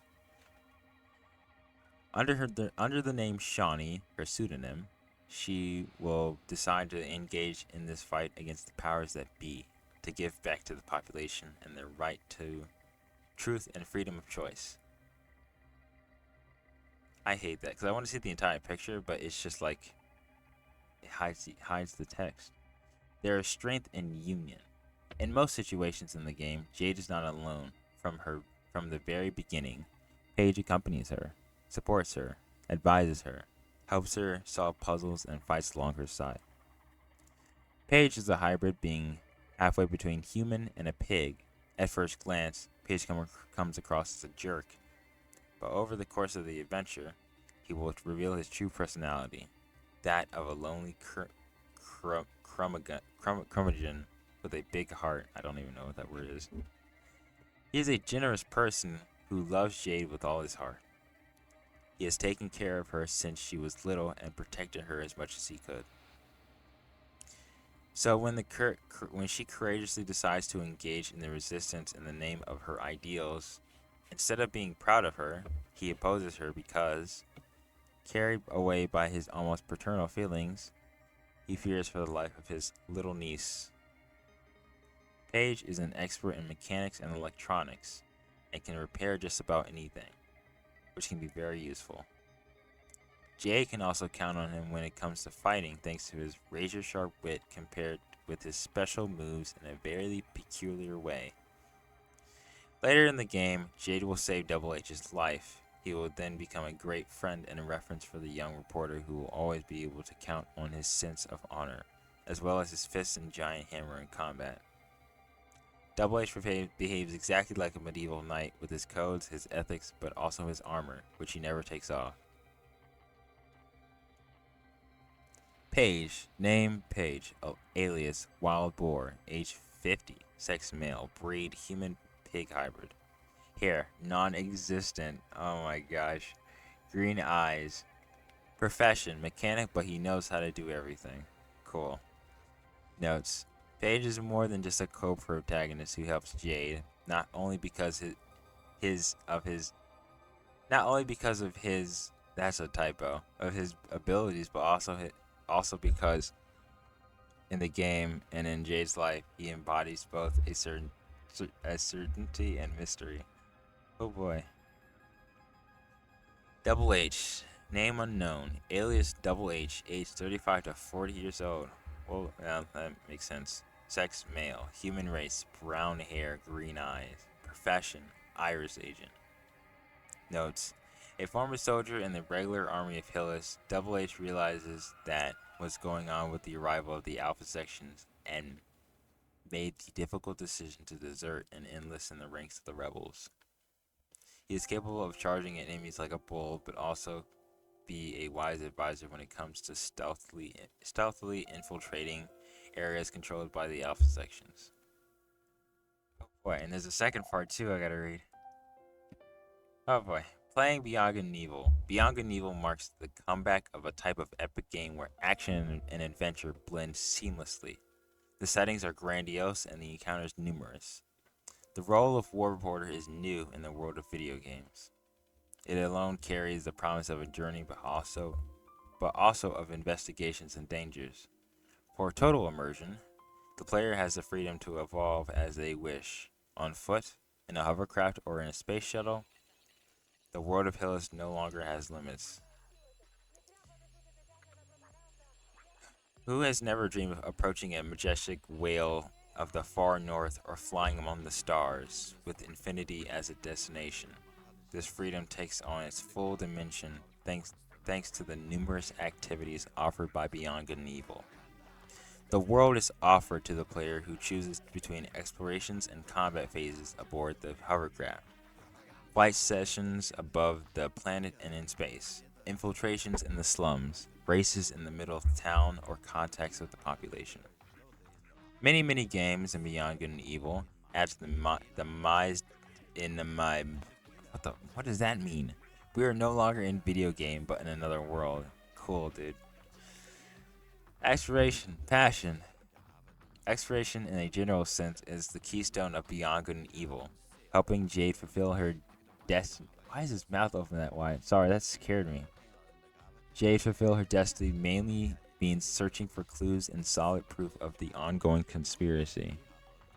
To achieve this, it is necessary to obtain and collect information by questioning the inhabitants of Hillys, by asking advice from Pey'j, Double H, or other characters, by watching television news and propaganda, and especially by consulting email, the primary source of information, which also provides numerous secondary quests.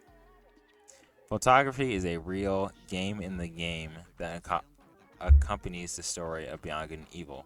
So many elements offer a variety of new and entertaining gameplay types in service of an exciting storyline. These gameplay types are also essential elements allowing you to experience fully and with the greatest possible freedom the story of Jade and her world.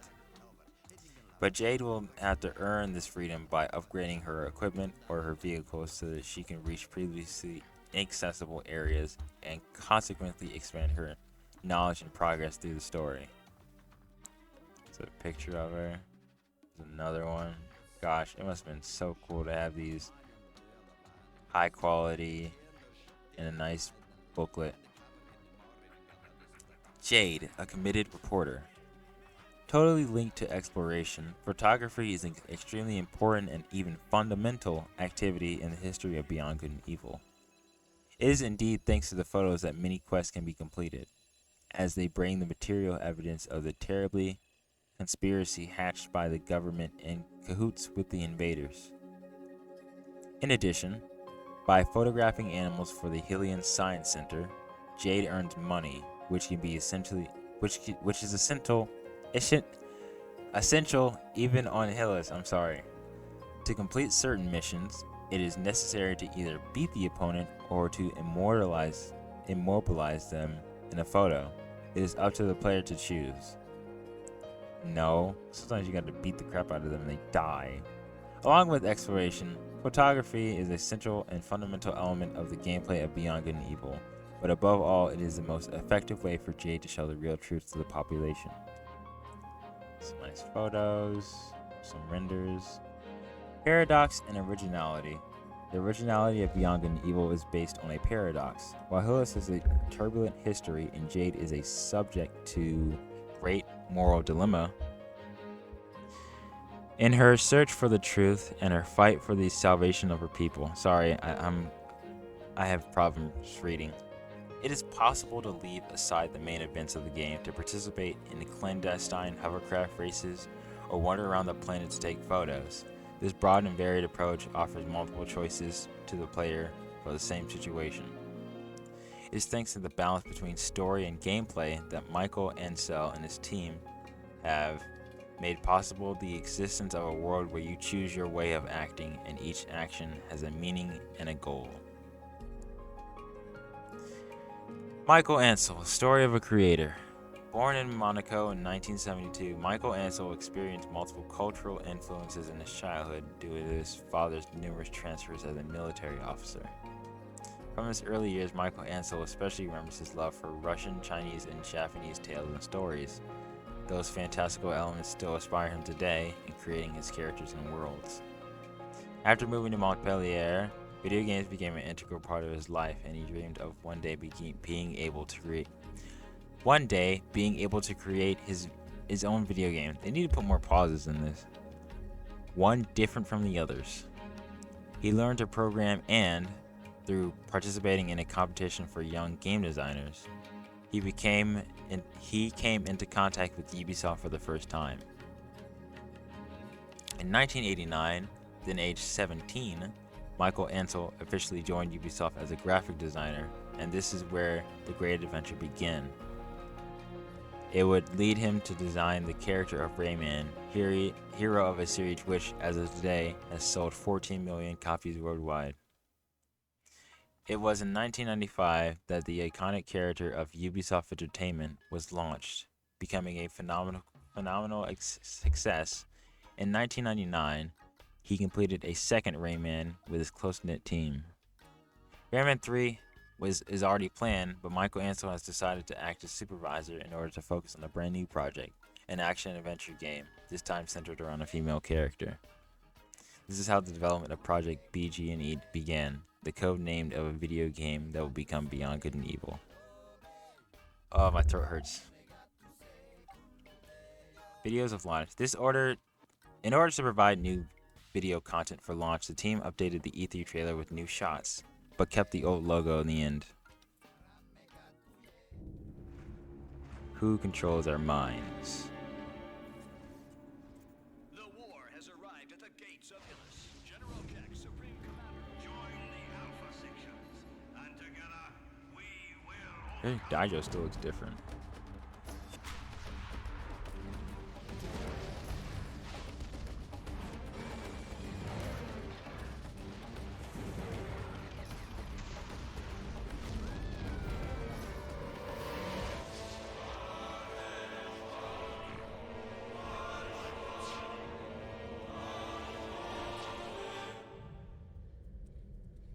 They will possess all of us.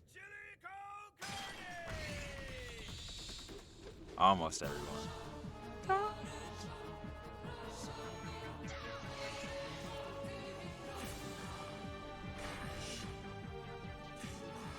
This is a good trailer. Compared to the other one, this is really good.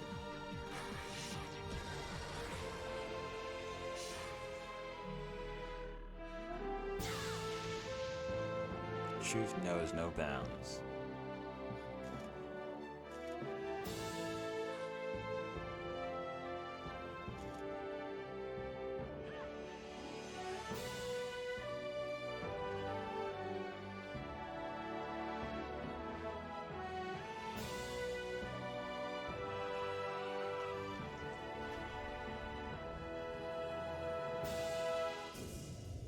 Beyond Good and Evil.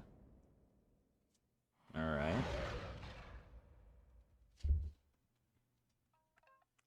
Sometimes Ubisoft subsidiaries would produce assets specifically for their territory. This is the launch trailer for the American continent. Oh boy.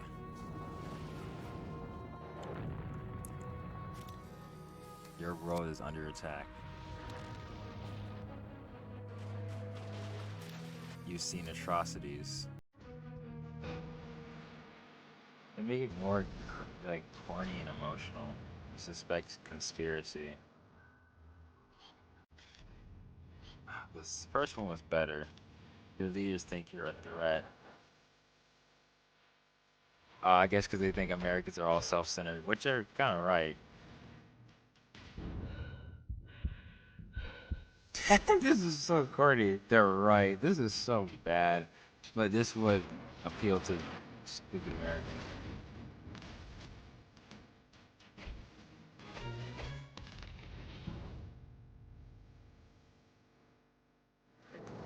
Expose the conspiracy. Oh gosh, I hate this one. I should have used the other one.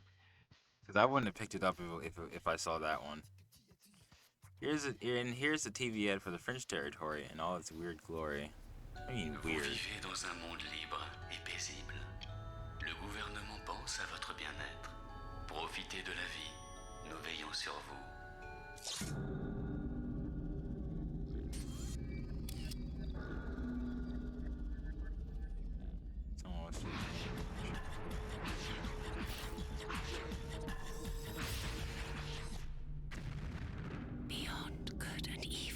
Okay, yeah, it's weird. What in the...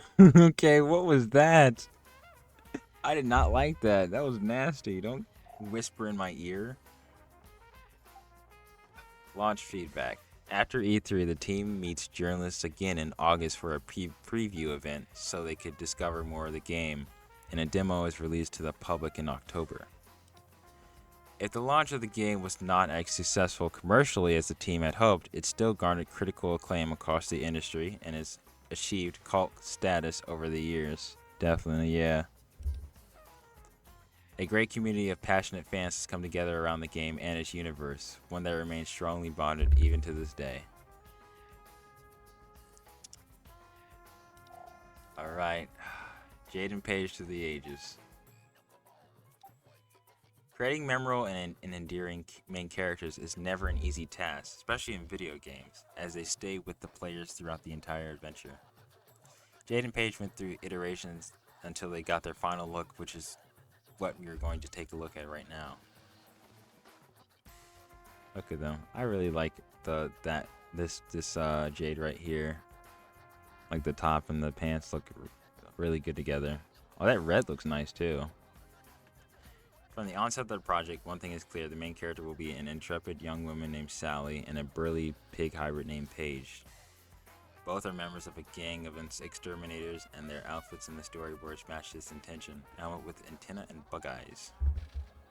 A shame we never saw this helmet again, as the project slowly becomes between good and evil. Sally already sports short hair and a wide, expressive eyes. Things we can also see in the test renders made for the February 2000 demo. Sally is wearing a white tank top and striped purple baggy pants. In the next concept art, we have Sally shows her flared blue jeans, sorry. But this is not the outfit she will have for long. Okay. Here in 2000, second half of 2000, we see our main characters with new clothes. Sally wears pants with spiral patterns, and Pey'j dons mechanic overalls. Gosh, whoever did the art for this did a great job, and I want to see more of their art. It looks so good. It's very 2000s though, with the way that they draw the mouths and the pencil weight, if that makes sense.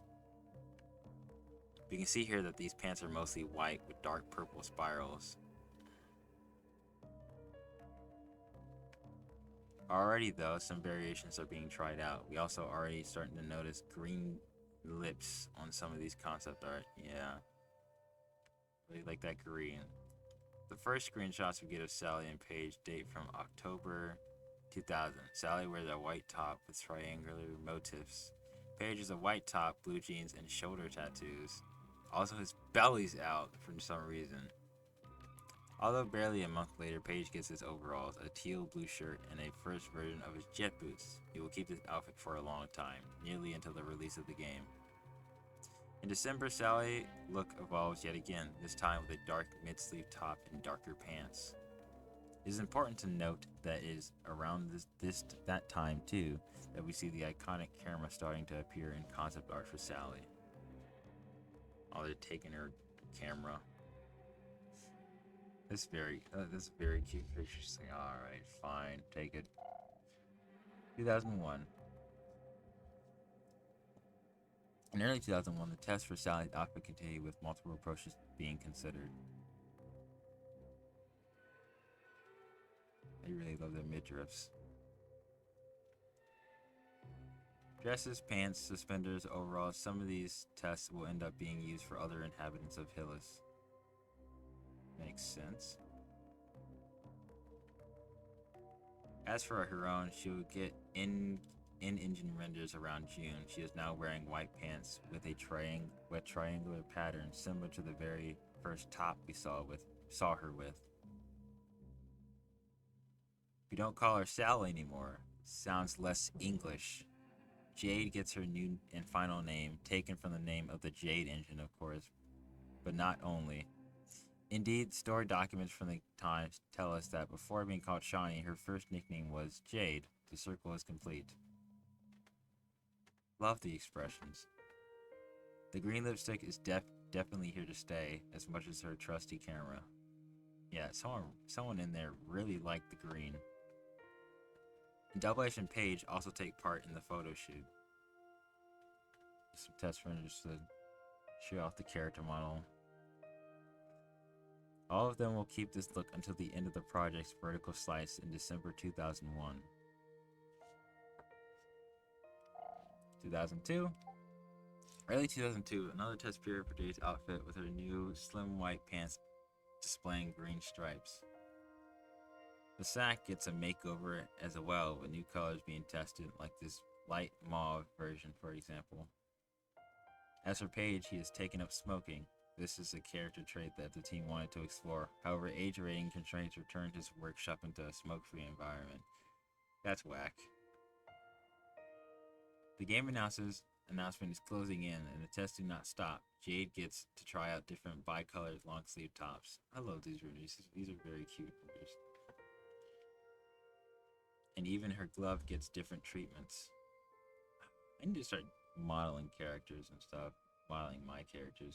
Just as simple as this looks, because golly, does it breathe life into a character. From seeing her concept art to seeing her in 3D and doing expressions and stuff is really cool. Meanwhile, Pey'j is also getting a bit of a facelift with first test for a scar and more expressive eyes.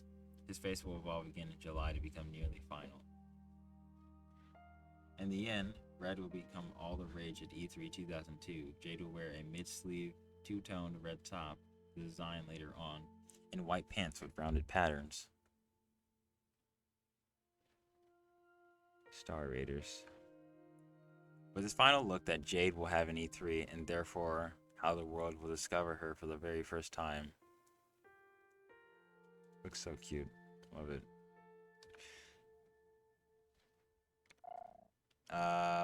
Okay, early 2003 and E3. In early 2003, new colors are being tested on Jade's pants as they get closer to their final textures. And multiple artworks are being worked on to prepare the game's communication comeback at E3 2003, featuring this brand new look. Freedom for Hillys. Oh, her Daijo has like a little bulbous at the end of it. These paintings look so good. A brand new look that will evolve one last time. Right before E3, the pants get their final green color and the long sleeve top turns white. They will feature on all official assets. Man, looks great. This is quite to the liking of our good old Pey'j. Girlfriend Pey'j.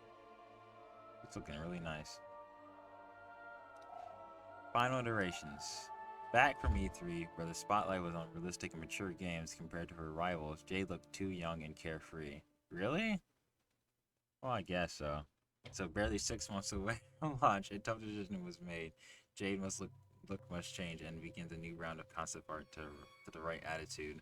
Giving her a big jacket would have been cool. New tests for her face are done directly in 3D. One of the main inspirations are striking facial features of the ancient Egyptian queen Nefertiti. Yeah, they did. They made her more like blocky in a way to age her up a bit. Didn't make her look, I don't know, silly and happy. And finally, Jade's final look determined. Yeah, it looks good. Especially like when she looks concerned. The subtleties are there. They did such a good job.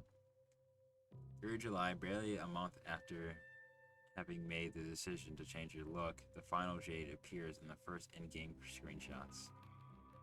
Press release was sent out early August with updated screenshots and a biography of the character to announce Jade's new look to the world.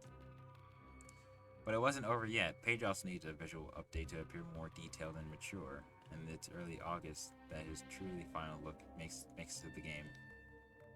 Now everyone was so lucky. 4 months away from release, the poor Han still didn't quite look how you expect. Looks weird, yeah. Red Jade. But it's not the end of the story yet. Starting in mid-August, some test renders were made for a brand new outfit that we will call here Red Jade. It does not look right. While we know that some of these renders will get different uses, for example here in the game credits, or here in the press kit, you can still keep wondering what stories this new outfit was made to tell. She looks like Alex Vance. And what mysteries still lie behind these pictures. Alright. Oh, secret stuff. Lost levels. Looking at older design documents and into the Jade engine, we can spot quite a few levels that didn't make the final cut. Let's take a look at some of them. Oh, you still have them? Nice. The factory. Starting with the factory, the level called 1012 was supposed to be a lengthy hovercraft escape filled with traps and challenges.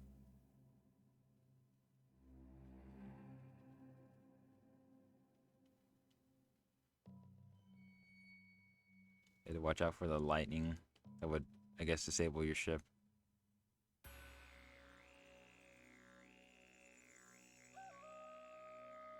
Okay. It's broken or something?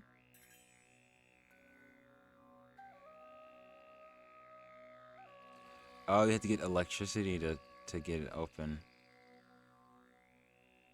Okay.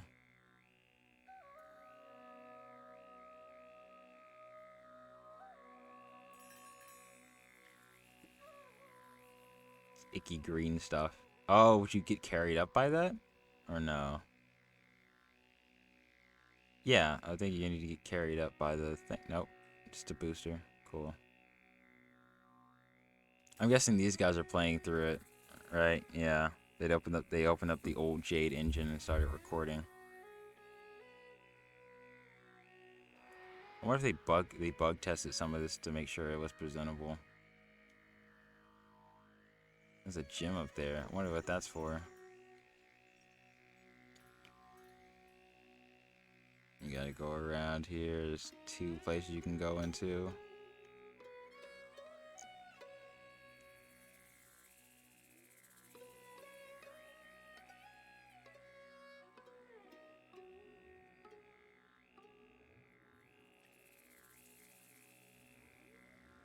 The changing camera angles would definitely mess people up. Oh my gosh. There's cutscenes here where one of them knocks you down. Including a wind turbine sequence that literally made the hovercraft fly, generating a lot of annoying bugs to fix, I'm sure. Because I'm sure they had to fix some of it just to show this off.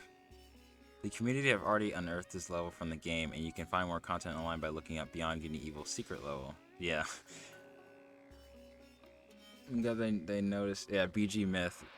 I'm glad they showed BG Myth stuff up here too. BG Myth has been here for years, so I'm glad they're showing off some of BG Myth stuff that they showed off. Originally, the city would have featured a few more shops and places to discover. For example, an arena was in the works, which you would go and register to fight different enemies and take on challenges. Ooh. But I guess they didn't. That would have been sick. Look at this. Hopefully this comes out after, you know, like maybe they redo this, and it comes out with all this missing stuff. Different graphical tests were done for the battlegrounds with some very interesting looking locations. But you have to fight in the boat? Yep.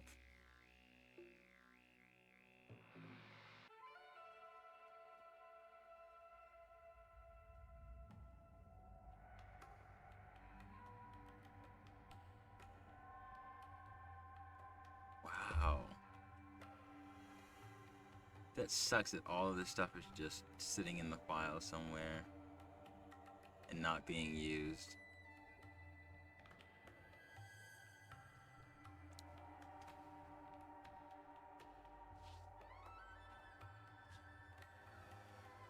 This is the collector, otherwise known as Jan Tuz. Originally, he was the one you would sell your photos of rare animals to in exchange for credits and other items. Ah, I see. And here is the art gallery, a space with 2 floors and different prototypes of artworks done by the team. Sorry if it's I'm not pronouncing everything correctly and my tongue is getting very tired. This is sick though. It's nice that they're showing off all the you know. We can see that the collector was supposed to be found here too, as well as another potential shopkeeper NPC.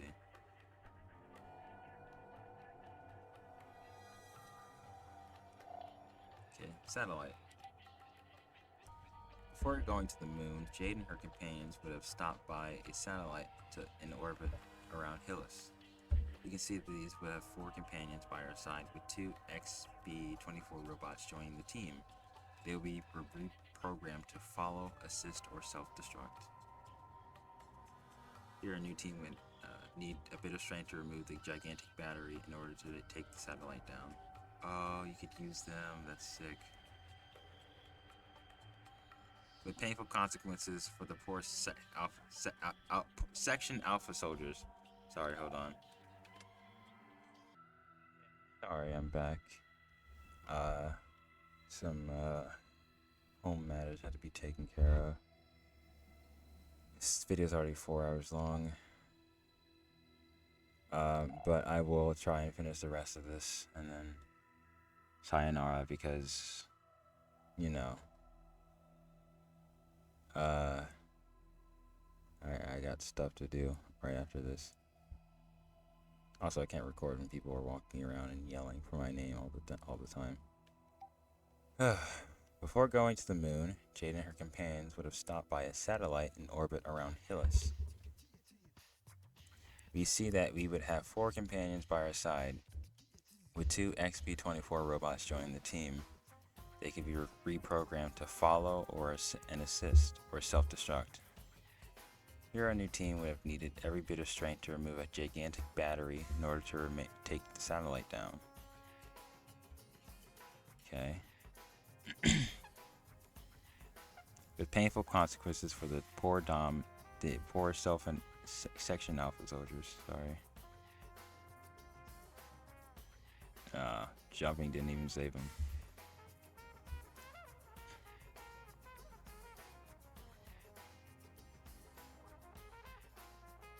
Still got that bit. We had to run off to the side.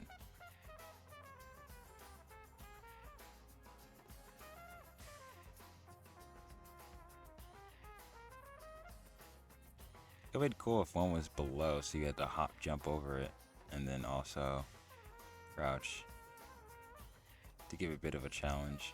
But hey, I guess that works. Oh gosh, they bounce around.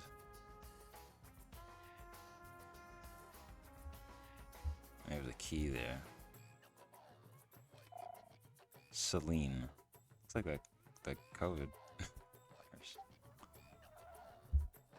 Once in the Moon Celine, you get to go through Tintin Boyal with the beluga.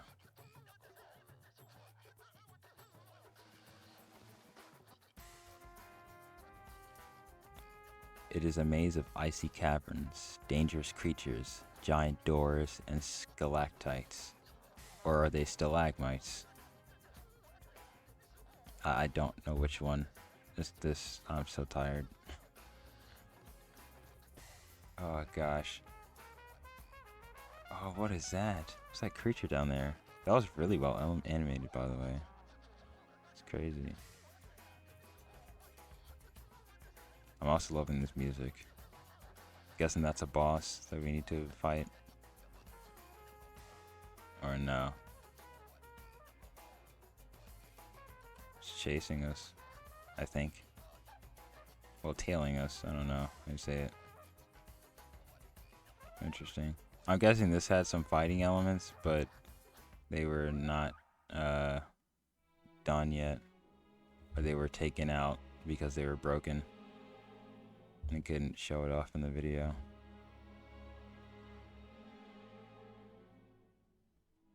Do you have to fight it? Oh. If you don't do it fast enough, it locks the door? That's interesting.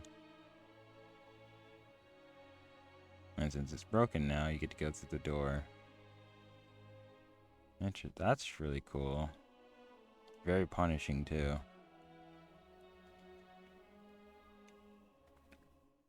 Oh, we have to go down here?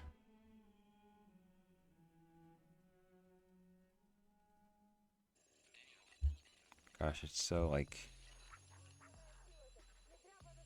open. Once in the base, a whole dungeon was planned to free Toil, a DomZ companion that could have revealed Jade's powers. I'm sorry. Oh, they're using some of the new models here. Getting there was no easy feat, as you would first need to cross a boss room with not one but two Reapers to fend off. That sounds awful.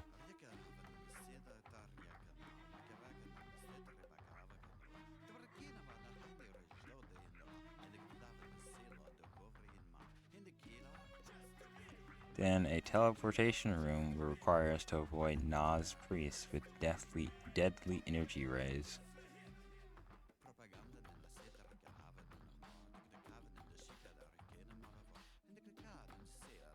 And we would need to sneak by a whole lot more of them in a gigantic hall. Love this dark and dreary, like mucky, like edge here. Why are they playing propaganda now? We need scary music.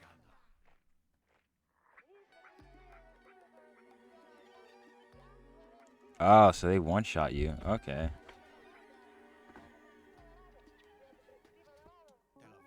Yeah, I guess you can't go through that.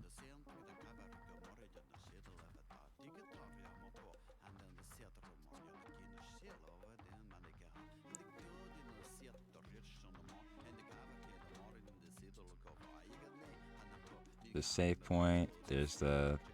Before reaching a puzzle that would require us to use mirror item to direct energy rays to the right direction.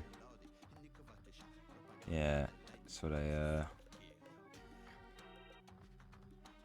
guessing that's what it was. Alright. And it was much faster here instead of doing it super slow in the newer version. Oh yeah, you would pull it out your item out of your inventory. Or no? No, yeah, you would take it. And it's a placeholder item.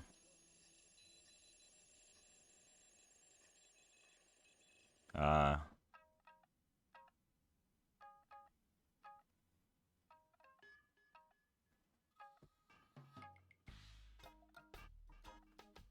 I guess you would go up there yourself? Oh no.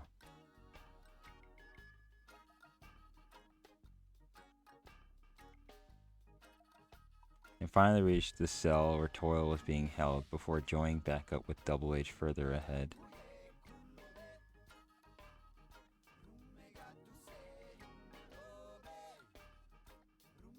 And he doesn't have any animation, so he's just gonna float behind you.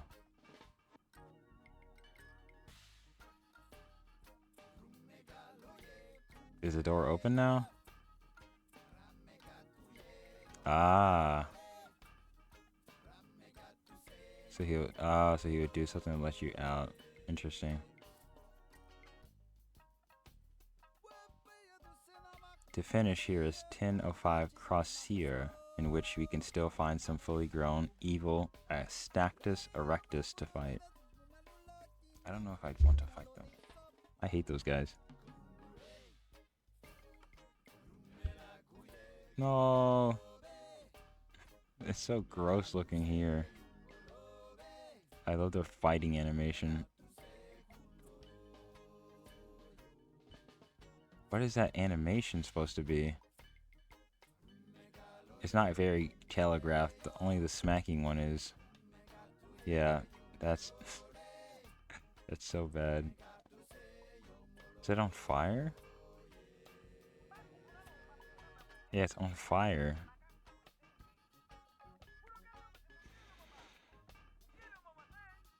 Don't fight that one.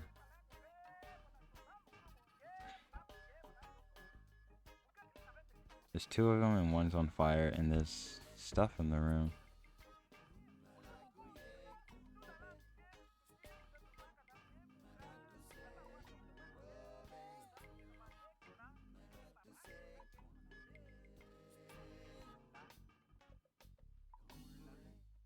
I would not want to breathe in the air here. And a beautiful view of the DomZ heavy cruiser ship, where the final battle of the game would have originally taken place.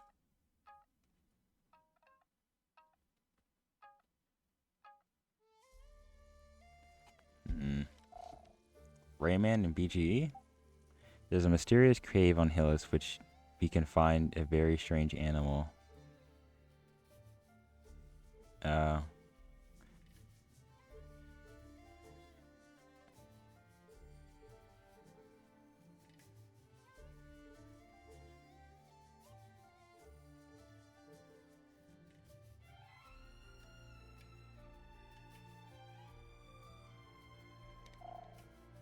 Bonus videos. Bonus 2003 video.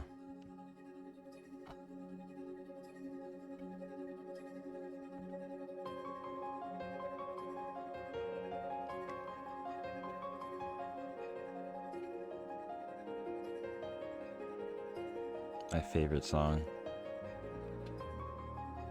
Sometimes I just put it on and just leave it on for the rest of the day.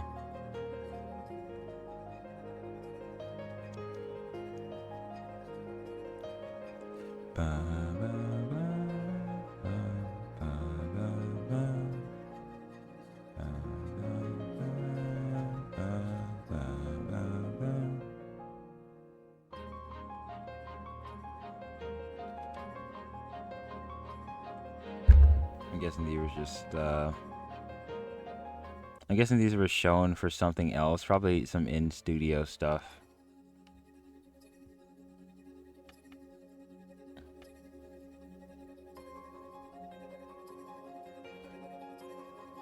(2023). Oh, this was made in 2023. Gosh, whoever the artist is for these did such a good job, and I want to know who it is so I can find them and collect all their art and put it into a folder, like I do with all my favorite artists.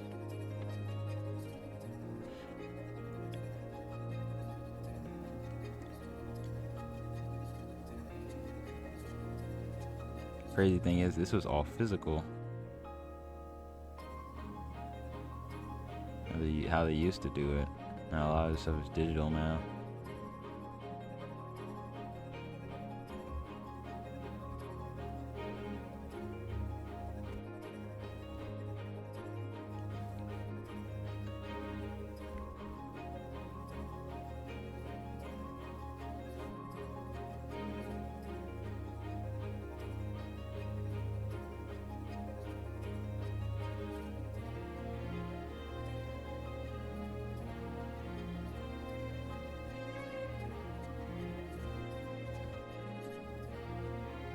Golly, it looks so cool.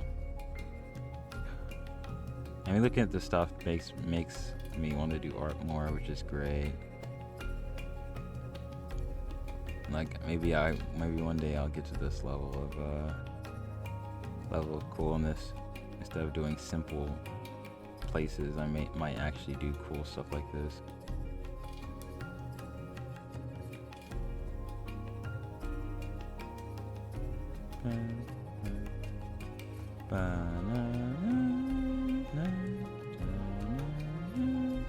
Wish we could actually go here.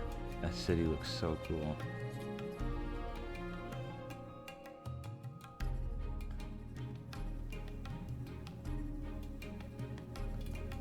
Shown a lot of the other art. Some of the art that we've seen, some art that wasn't shown.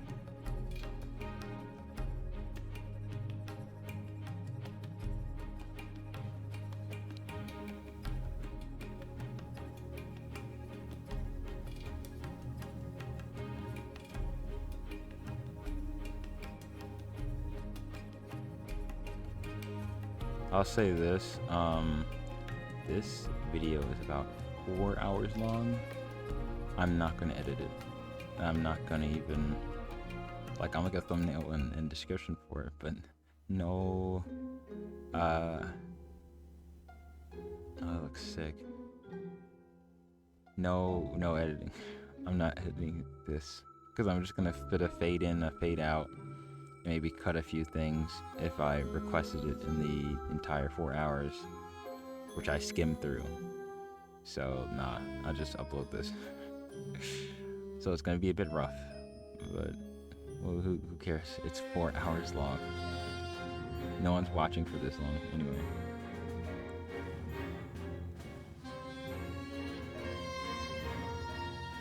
Oh my gosh, big hand.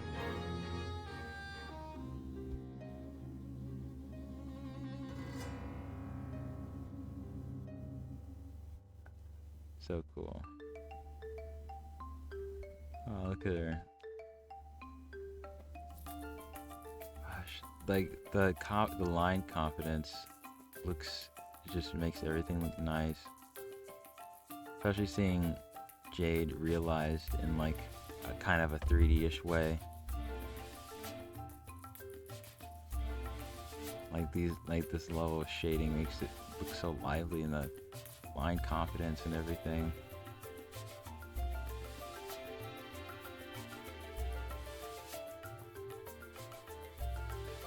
Gosh, whoever was the artist for this, they did a great job.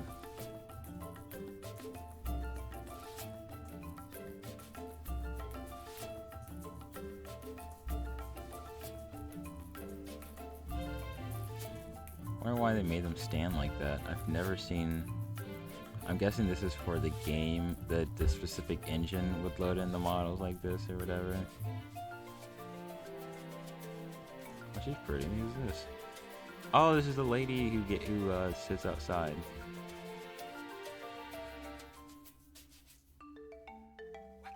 There's gotta be a way to download some of these models. I mean, some of these pictures.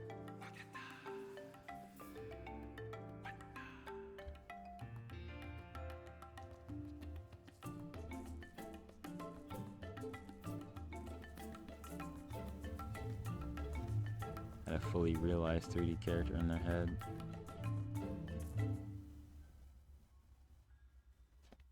Very well done. I think that's it. Wow. So much content stuffed into the game just for you to look at. And with that, I am sad to say this is all of it. This is all of it, unless they update it, because I'm seeing these little like things right here. They're probably gonna add like, you know, updates, and they'll put a little box here, but if there is, maybe I'll come back. But yeah, this is Beyond Good and Evil, and I hope you enjoyed the long playthrough. Next up, Black Ops 6, Life is Strange. After that, I don't know.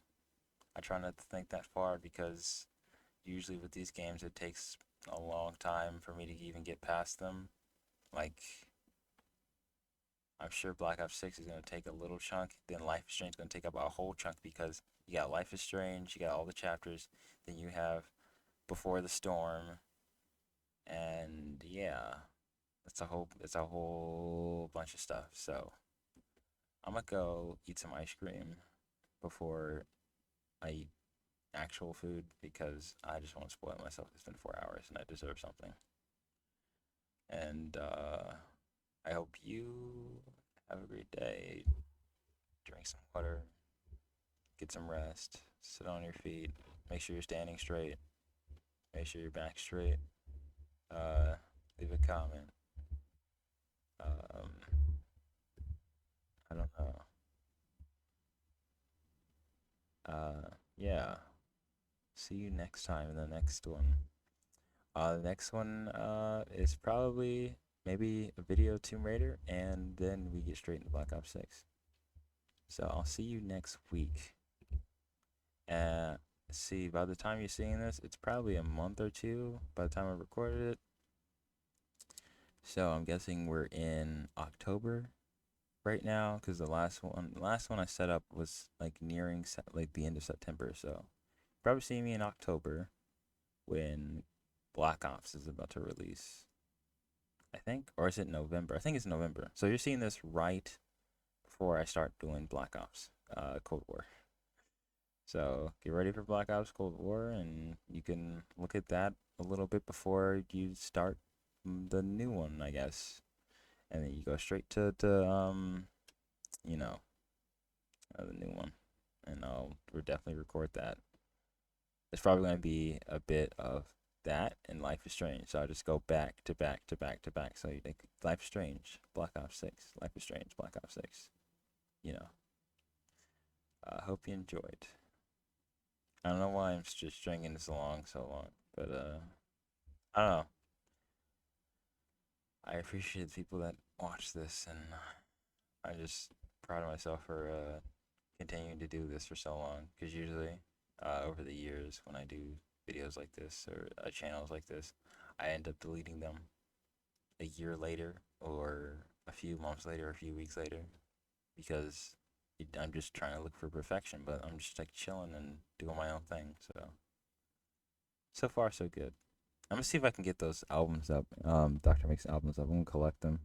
Then I'm gonna properly credit them and edit them, and then I'm gonna upload them to YouTube all in a span of just all of them together. And I'll probably do like one a month or something like that, while also doing schoolwork because I got schoolwork to be done.